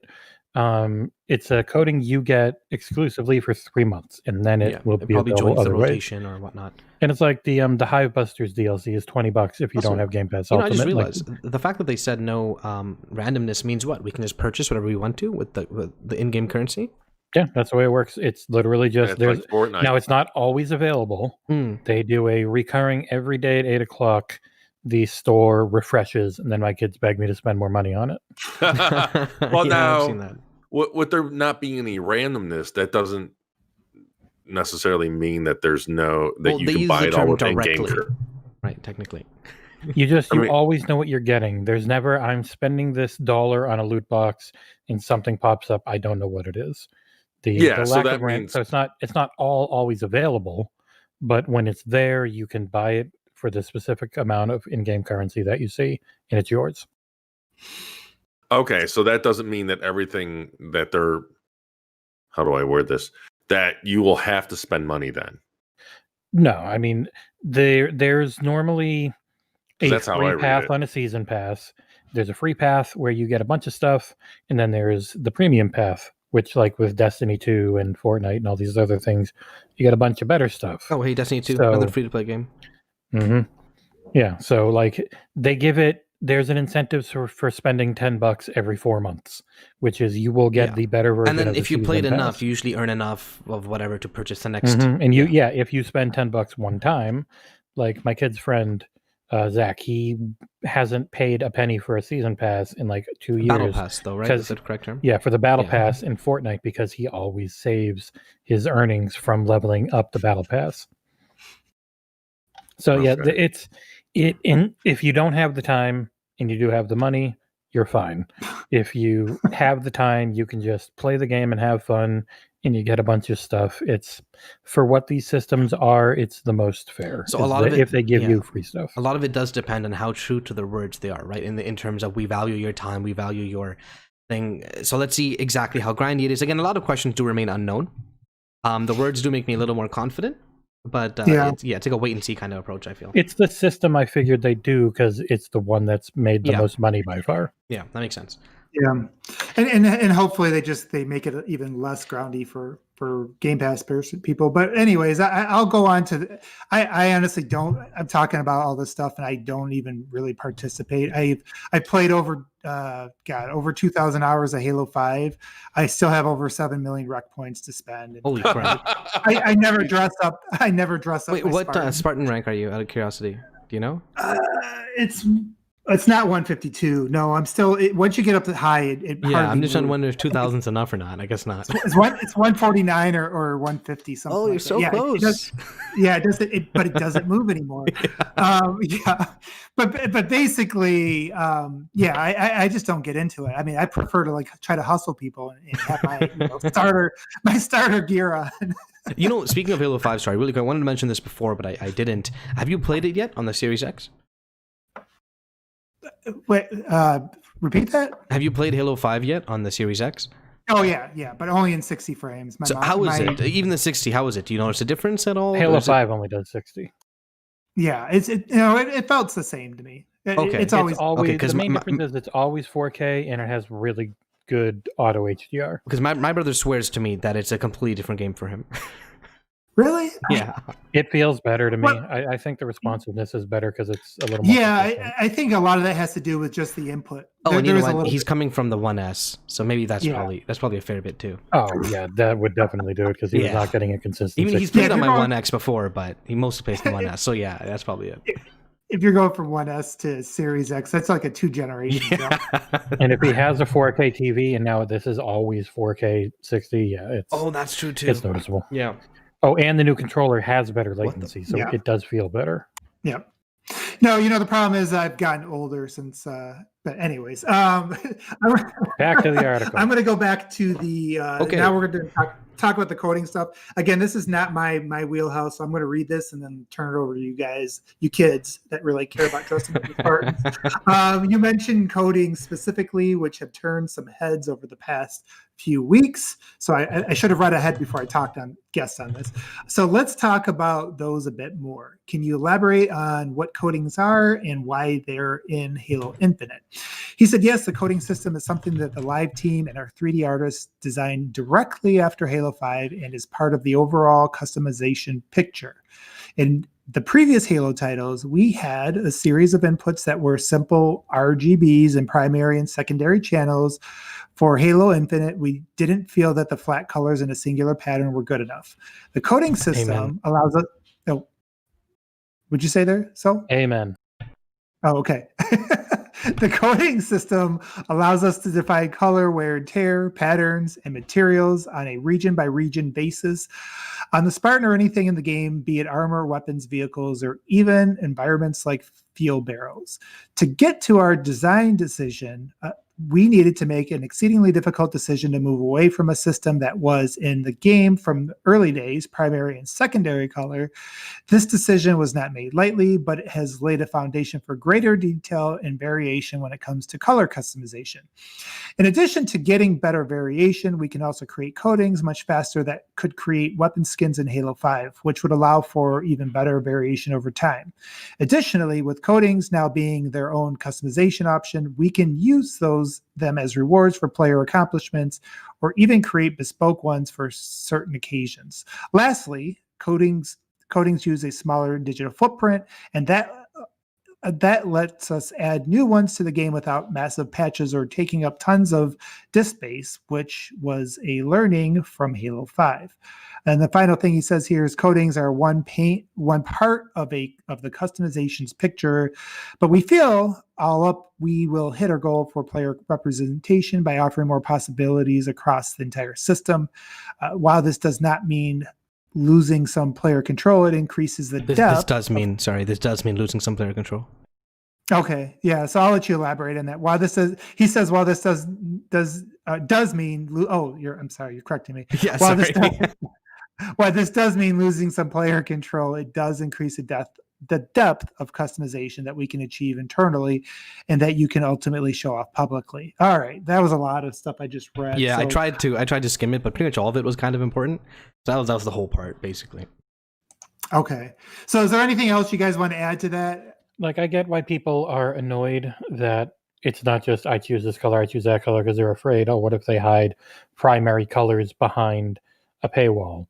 And I honestly, I would be shocked if they did. They're normally so gun shy about bad microtransactions. Yeah, I mean, who would buy the color red? Who'd spend money on that? That doesn't make any sense.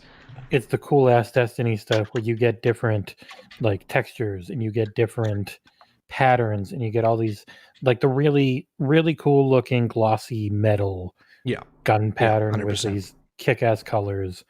I mean, look at the little camel pattern on the picture that's up right now. You know what I mean?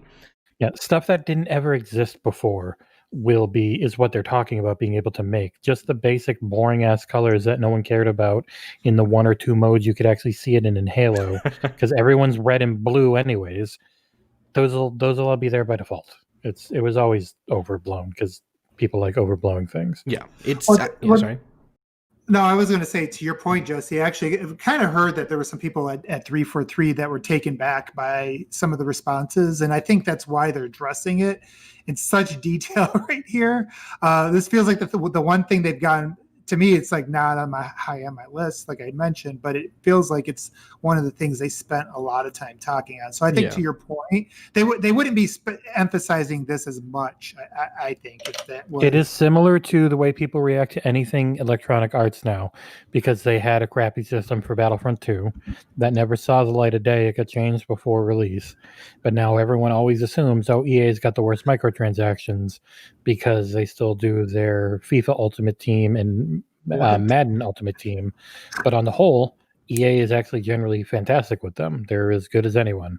But people have you get the narrative in your head, and it sticks there. And people hated the rec system at first, and still hate it probably. And so they just think, oh, that's exactly what they're going to be from now on. And just no, it's not going to be that. Yeah. Also, to answer Nick's question, only for Nintendo cartridges. Next, question from our chat. Did somebody say they like to blowing on things? Yeah, that last time I did blow on anything for video game purpose was the NES. I mean, the exact term he You uses, obviously blowing, don't have a dual but yeah. sense, and you're not playing Astrobot.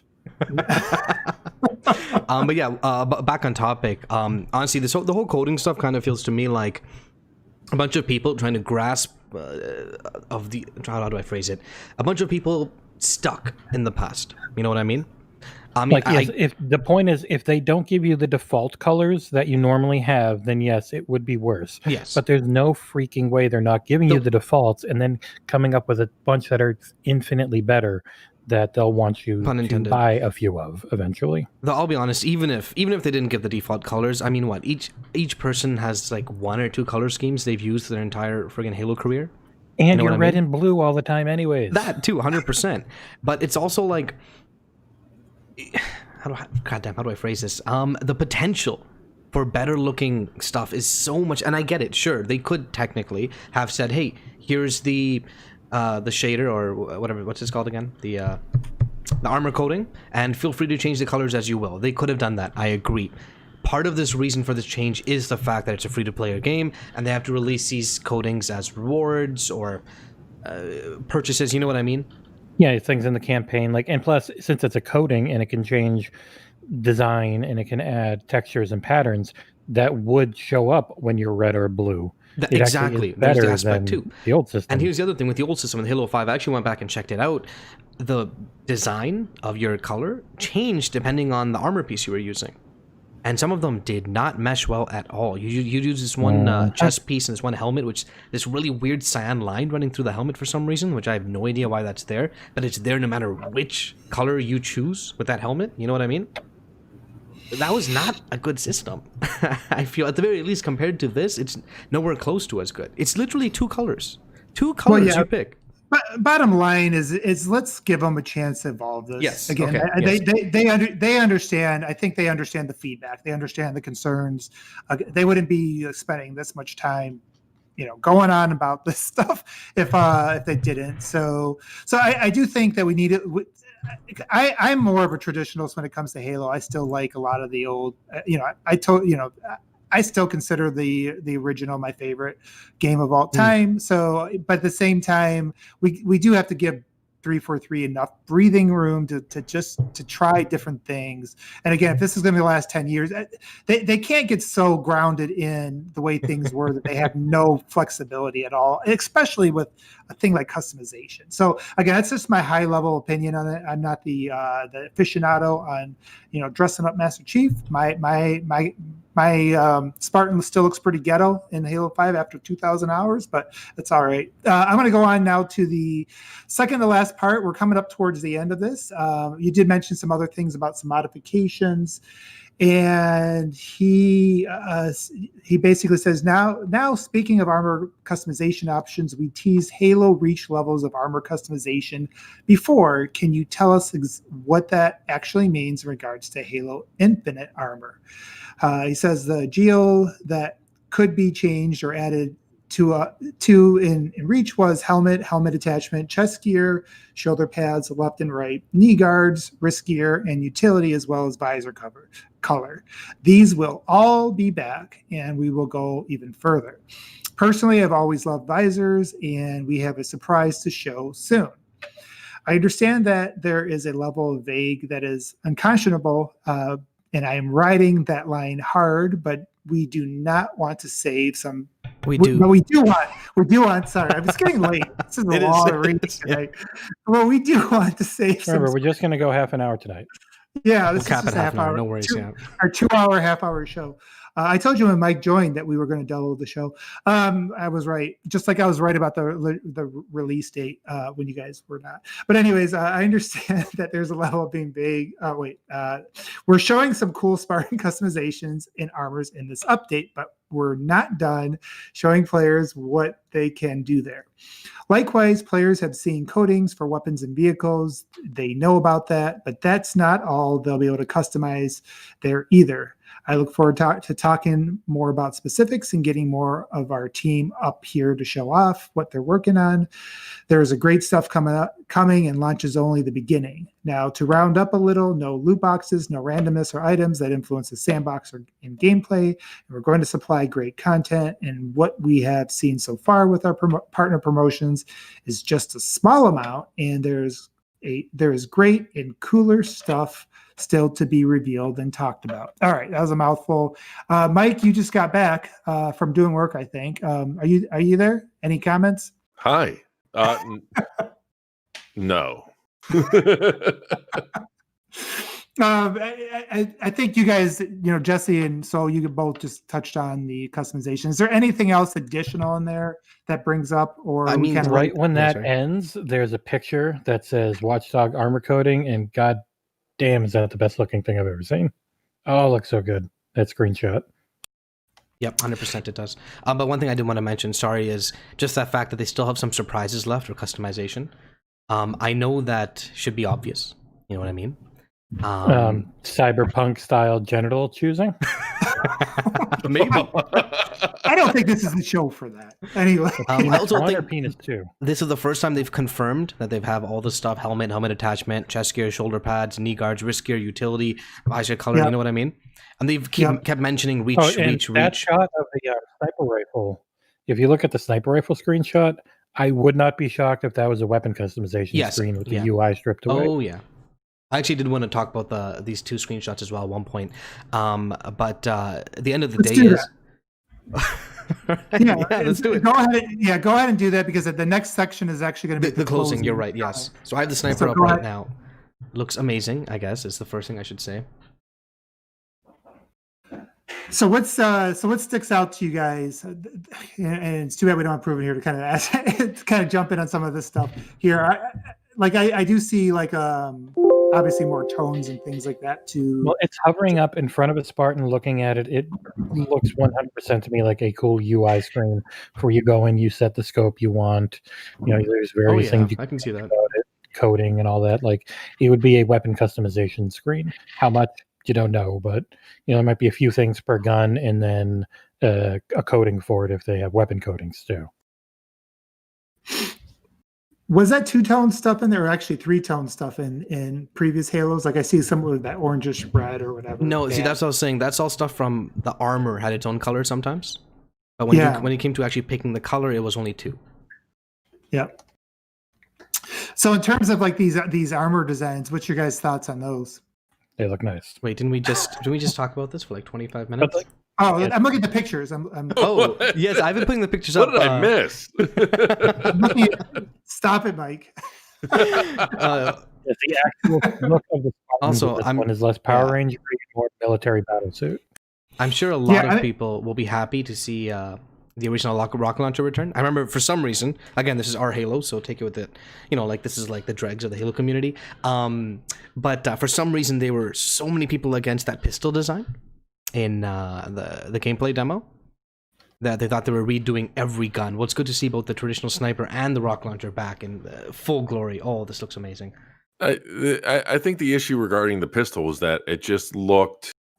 Oh, no, that was legitimate complaints. There were a lot of people that just hated it because it wasn't the Halo 2, Halo 1, or Halo 3 pistol. It looked closer to the Halo 2 pistol, exactly, which I think is the least liked. Yeah, and it did. One of the one of the strengths of Halo is that the weapon design is easily recognizable, and so you throw in a generic pistol into that mix, it kind of takes you out of it. It also removes some of the, I hate to say strategy, but people associate generic visual design to also generic audio design, And one of the benefits of earlier Halos is that you don't even need to be in the same room with the person firing.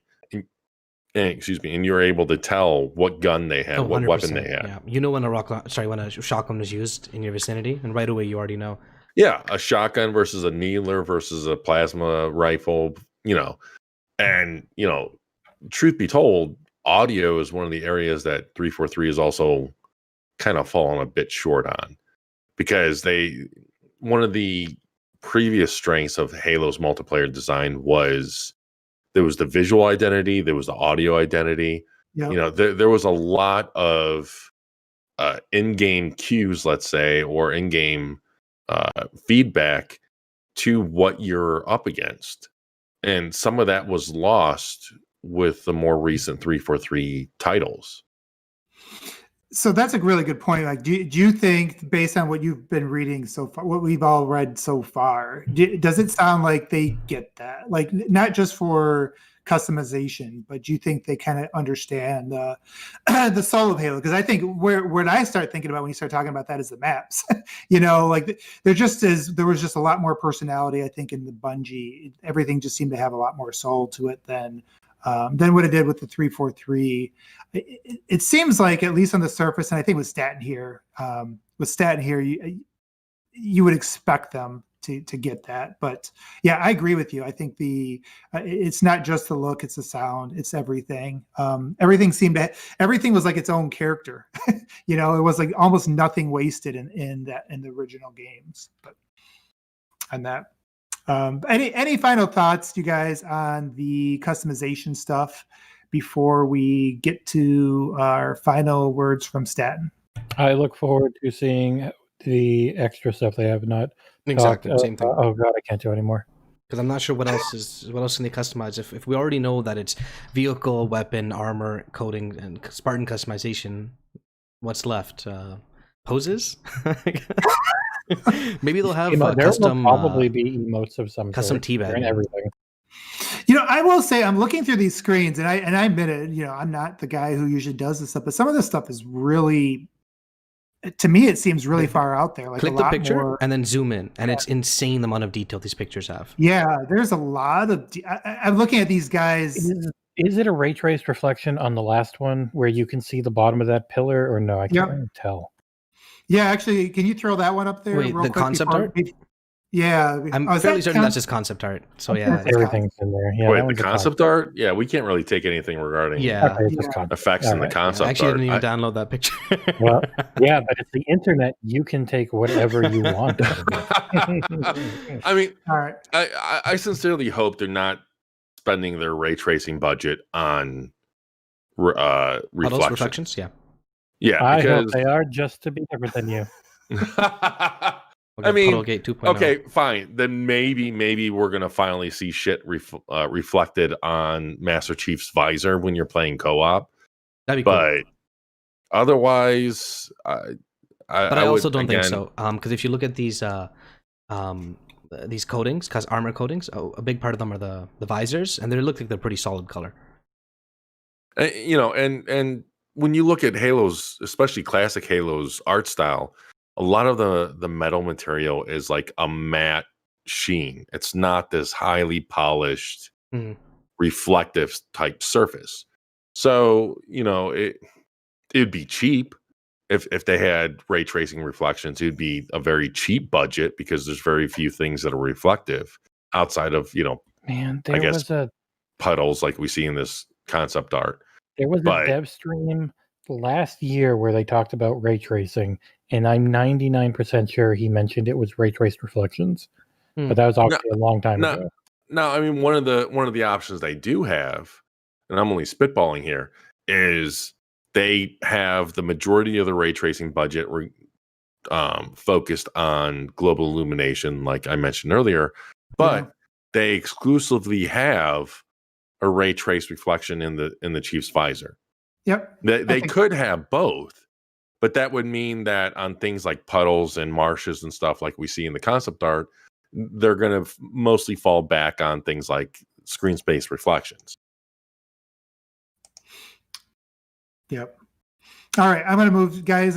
Does anybody No, have get to the end. It's been 2 hours. Yeah, I did just yawn. All right, we need to close out, and we got a last thing from Staten. So I think this is going to bring up some interesting things, some interesting stuff to talk about before we head on out. So his final words by Joseph Staten. Hopefully, I've been pronouncing his last name right the whole time. Is it Staten or Staten? I've said it only 30 times. Probably so both. I got it right. Okay. I think Island, it's Staten. All right, Staten. So starting with this update, we're going to be sharing more about what we're doing, most importantly, why we're doing it. So here's a few things I'd like to share. My first week on the job, I played the entire Infinite campaign twice. I was, in a word, stunned in the best possible way by what the team had done. Infinite is by far the most expansive and vertical Halo world ever. Why did the team do this? Because they understood that wonder and freedom are key to the Halo experience. I could feel the classic Halo 30 seconds of fun beating at the heart of Infinite's world. But I had never felt more powerful, more mobile, more in command of a rich set of tactical choices. This was the Halo we imagined back in 2000, finally come to life after 20 years of technical and creative innovation.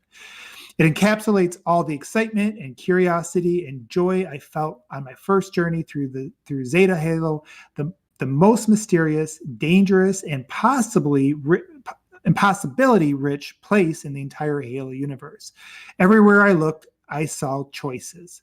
Do I explore off the Golden Path, assault that banished war base guarding the Valley Path, follow the flight of the Forerunner Sentinels into the unexpected cavern, rescue a squad of Marines dug in and desperately halfway up that mountain, or do I keep pulling the mainline story thread that feels epic and intimate at the exact same time? Intimate night. That's what I want.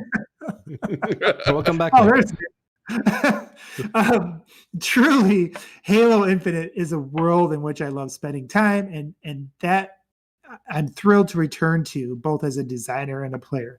On behalf of the entire team, thank you for your patience and passion. We can't wait for you to join us on the Halo Infinite adventure, first with Insider Fighting later next year, and then when we ship in the fall. So They confirmed multiplayer fighting.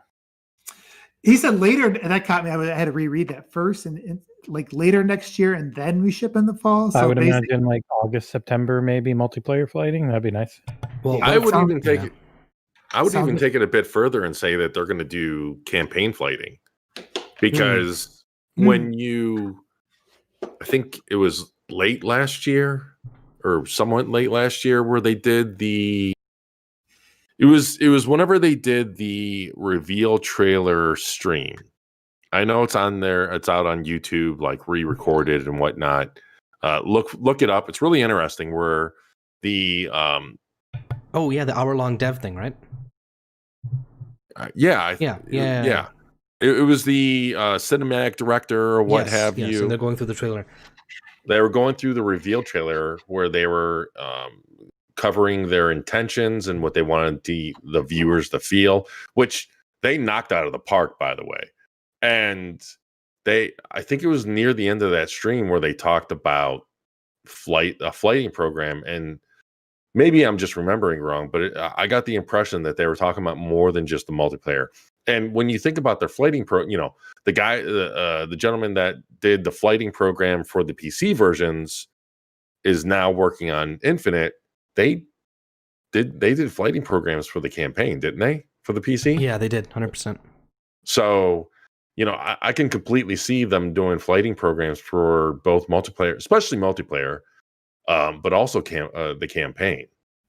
I don't know. I mean, so going back to these comments though, like God, I feel like we could have done a whole show just this ending has literally. There's a reason Nick wanted to jump to this ending right away. This is where the meat of it is. I wish I would have started here, because it feels like we need another hour and we've already got 2. But I mean, the number one thing that sticks out to me, and this is I think the most important. You can tell Staten's talking to classic Halo fans. Like he understands Halo. He understands classic Halo. He understands what classic Halo fans have been asking for, what they want, and you could tell he was talking directly to them. With almost every line he puts in this is something that is like telling them something, and he's talking about the mystery of it. He's talking about the choices of it. When he talks about having more like verticality and things, like these are things that we've been asking for a while. Like even in 5, when you play the campaign, it's like, okay, you gave us all this stuff and you don't even have like much of a world to kind of do anything in with it. And it was just like, and he talked about the 30 seconds of fun. Like that is really the heart of, when we go back and we played Halo CE 2 and 3, that's specifically like CE and 3, like that's really like the heart of how those particular games, what makes them so much fun to go back to even today. And so like when he talked about like in 2000, like that's what I think what Halo fans have been dreaming about ever since they played Halo CE in 2000, and they're thinking about what's the next version going to be. There was always this kind of idea that, it was going to like what that could be at the next level, like what that would be in a next generation. And it feels like he's like he gets it. So he talks about the mystery, which we talked about that early on. Like what were the things that Halo hasn't had since then? Since the beginning. And to me, that's the first thing maybe that encapsulates all of it. It's that they got somebody who's leading the project that gets it. So you hope, obviously, with a year and a half from the time they revealed this, that they could tweak things accordingly. But go ahead. Yeah, sorry, I was saying technically Staten made those comments after he played the game, which was before he put any of his input in. You know what I mean? Yep. Boom. So he's saying that the people currently making the game got it. I guess, for lack of a better word. I'm really excited to see what else he adds into it. Overall, though, I'm just excited. Everything his final words just makes me. Every single thing he says here just makes me want to play the game. My biggest dream while playing Halo was, I hope eventually there's a big enough, most powerful enough computer where I can just explore a Halo ring. I want to go through, and Zeta Ring has so much history they've added to it, especially in the Forerunner trilogy books. Like, there's so many different things they can do on that ring. In his talking about, do I go off the Golden Path? Do I go for this base to unlock another area? Do I follow into this weird cavern, rescue these guys? Like, giving me all these things I can go do in a Halo game. Is it a natural cavern? Like the Cyberpunk campaign, supposedly you can beat it in 30 hours. You mainline the campaign, you beat it 30 hours. But if you do all the side stuff, you open up so much more to it. And that's what I always wanted from a Halo game. Yeah. Let me, if I just feel like blasting through a bunch of campaign missions, fine. But give me all these other options to keep coming back to just, if I want to, I can spend. Especially as like a book reader, right? I mean, we've seen numerous complaints of games either focusing too much on the books or focusing not enough. Having a more open game can give you the best of both, right? Have the mainline story, which is for, just brand new players or people who don't want to bother reading the extended media. And then you have so much extra stuff that if you want to, you can dig into, dive in, and people who have read the extra feel appreciated, Yeah, it can hook into it all, because you don't have to try and hook everything into the main story. You hook a lot of the lore stuff into the side story, and you use the lore when you need to for your main narrative. Yeah. It's a really good solution for it all. Yeah, and I think the Zeta Halo that's going to offer up some of that mystery. It's interesting because we talked about this in previous shows too. That one of the challenges that 343's had with the Halos is that you've had to cover so much outside material to really even really like or appreciate anything that they do in there.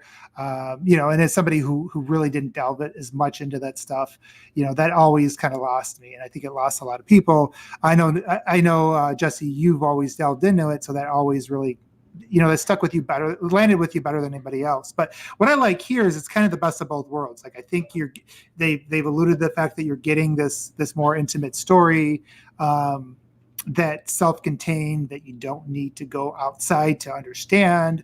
It's a very, kind of, at least from a high level bullet points, it's probably going to be kind of pretty simple. But then there's this mystery aspect. But you can, instead of waiting for the sequel, it's something that you can explore within this game.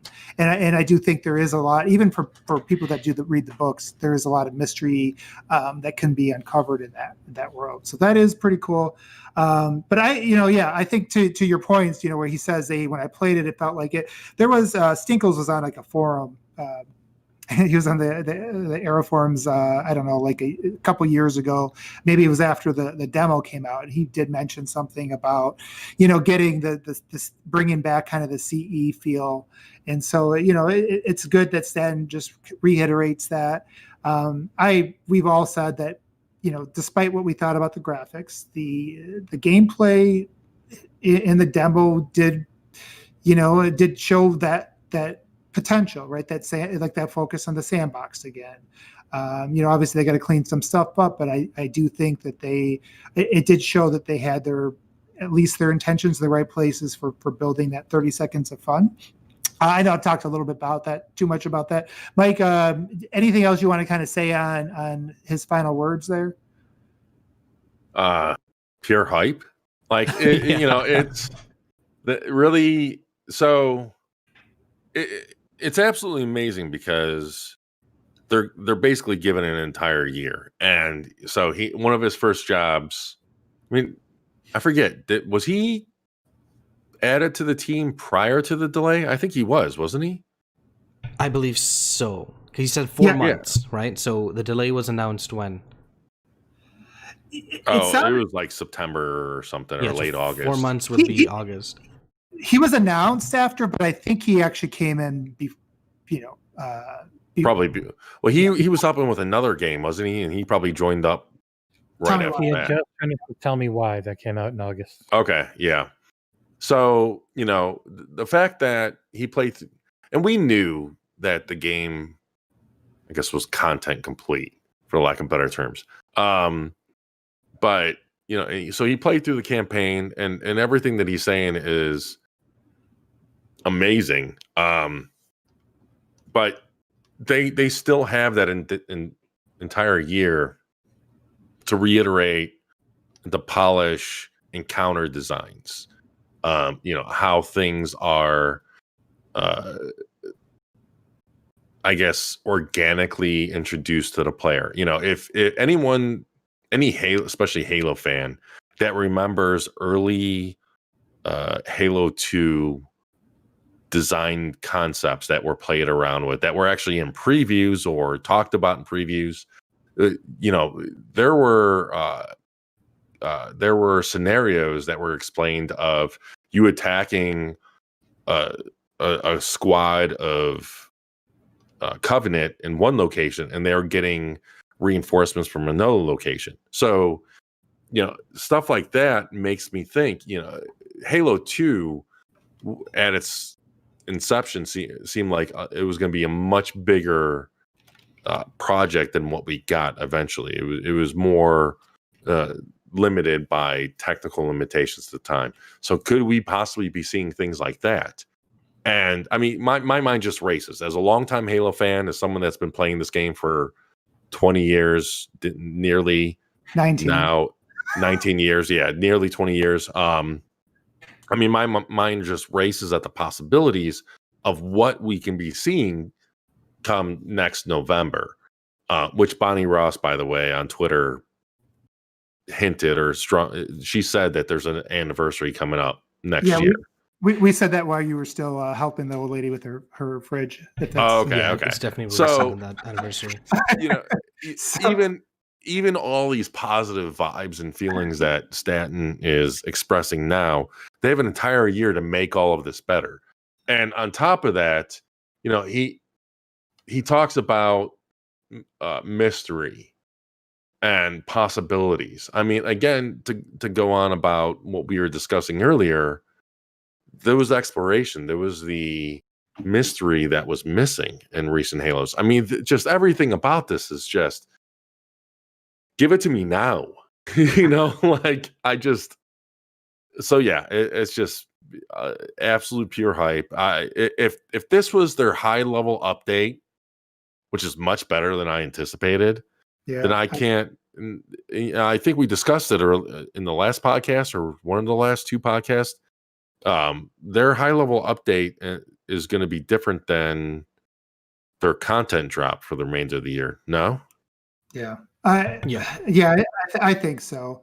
Yeah, I think, and I know we're going to have to start wrapping this up here shortly, but yeah, just to kind of, I guess what I'll do just to, as we wrap up is give everybody a chance just to kind of encapsulate, everything we kind of digested here. And for some of us, it was, we were reading it for the first time on live. So we appreciate the audience kind of bearing with us as we were doing that. But I'll go just do a round table and just get everybody's final thoughts. Just a real quick summary of what you think. I'll go ahead and start with you. Yeah. First off, yes, we most of us here were wrong about the May prediction. However, I'm telling you, but anyways, I just want to keep going. Most of us, exactly. However, the fact that he was able to play, he's flip flop more than the shoes. For crying out loud. Yeah, his whole the year thing was literally cold. It was 1 against 4, and then you had so many inside sources. I had to go with them. I recall someone saying maybe a spring release is more likely just recently, but let's move on. That was me, 100%. That was me. I stuck with my guns, and I will eat that crow. No, I'm not talking about you. Oh, you're saying someone? Oh, wow. I told you they needed time with the tools, but anyways, keep going. I was gonna say, okay, even though yes, we were wrong about that, I personally feel the fact that he played the campaign twice means that this entire year is. The reason why I'm so excited, actually, I should say, is because this entire year is just going to be there to make the game better. You know what I mean? Yeah. And that's so exciting for me. The fact that they have so much time, because not every studio can do this. Not every studio can say, you know what, fine, we'll hold back on our profits for another year. We'll keep paying, it's probably at least like a few tens of millions to keep all those workers going for another year without making any income. You know? And it's really exciting for me to see Microsoft do that. And as a Halo fan, it's I guess, yes, short term, when you first think about it, oh, that sucks. But long term, this should be really, really exciting news for anyone who's really into Halo. Yeah, a good way to put it. So, hey, Jesse, how about you, man? What's your thoughts? What am I going to play the first half of next year now? God damn it. Yeah, straight up. They're ruining my timing on everything. So perfect. Cyberpunk starting tomorrow. Halo in the spring. Battlefield 5 and other stuff in the fall. But now, if they feel they need it, I'm A-okay with it. I just really hope I can find something else to play. Find something else for you to do. All right, Mike, what's your final thoughts on this? God, there's so... I could probably have another podcast on my... It's so... We got to go to bed tonight. Okay. All right, bye, everyone. No, it's just... Again, props to Microsoft for giving the team this time. And they're basically any of my concerns regarding 343 have nearly been completely vanished or answered with this blog post, because not only does this just indicate that Microsoft and 343 have the confidence that they're going to go toe to toe with whatever else comes out next fall. I mean, there are so many implications of this podcast that I just kudos. Just I am so hyped. I am so pumped. I'm okay with the disappointment of waiting a year just to have that much better product day one, and all of this just speaks so positively regarding Halo, regarding this next generation. I'm happy. That's what I'll end it as. I'm happy. Yeah, and I said at the beginning of the show, the one way I wanted to describe it was relieved. But I think I'll encapsulate mine by jumping off one of the things you just said there, Mike, because you talked about the this wasn't something that Microsoft's been known to do. I don't think we would have expected this we might have expected this at any other point in time in their history. They've been known to kind of push things out, rush things out to hit dates, maybe sometimes push things out that needed some more time in the oven. And so this might not only be a turning point for Halo to get back to where it needs to be, but it could be kind of just encapsulate all of Xbox and their first party. And I think that's just the fact that they're giving them this time. It's not just delayed a few months out of the fall. It's delayed out of delayed out of the whole year. It's not going to hit their financials at all this year. That means that they're willing to take that kind of hit, push it up against some other games that probably when they don't need it as much, because they may have some other stuff. Like to Jesse's point, like the fall might be kind of busy, but again, I think this is the right thing to do. I'm always was pretty positive on the potential of the gameplay in the sandbox from the demo, but this is Halo. It needed to look better. It needed to be technically better. And so just kind of hearing that they're giving it this time with a leader, and this is really the main thing. They finally got a leader in there that I feel good about. And before they were, it's not that I didn't like those guys. I just didn't know them. It's like, you have people in there that people don't really have a lot of faith in from a leadership standpoint. And so they finally have that. And this leader has time to make sure that when it comes out, it's going to be what it should be, what we all kind of hoped it would be before it was ever shown. And the developers will have time with the tools that they need. Hopefully, make it a little bit more next gen. And again, I trust the leadership, and giving them time means that I can trust them more. Right? They're not just trying to land a shaky plane. So that's it. That's kind of it in a nutshell for me. I think that was our final thoughts. So you guys are all good? Yep. All right, guys. So we're just going to go ahead then, and so I'll let you kind of sign us off. And yeah. First off, amazing response. This is our first live episode. I didn't know if we'd get 5 viewers, 4 viewers. We've had a consistent amount. Let us know if you guys like this format, how it worked for you, and for any new people watching. This is our channel. We've had a few episodes. I believe this is technically episode 8 of this Halo podcast. I feel like it's more of a special episode, but we'll decide that in a bit. If you enjoy our content, please check our channel, comment, please let us know, or chat, doesn't matter. It really helps us when we know people are watching, enjoying what we do. We have a Patreon if you really like what we do, but otherwise just the website, the forum, the channel, that's our core. And we really do thank anyone watching. All right, thanks again. So, all right, guys. Again, thanks for joining us. Appreciate everybody who stuck with us for over 2 hours talking about Halo. This was supposed to be a 30-minute episode. Internally, we're like, it's going to be 30 minutes. You guys talk entirely too much. Mike joined us, and it became an hour or two. We had an hour and a half. Austin, all right, go. No, you do. Jesus. All right, nobody get your inside jokes there, Jesse. All right, let's go, guys. Everybody have a good night. Thank you for watching. Later, guys. Goodbye.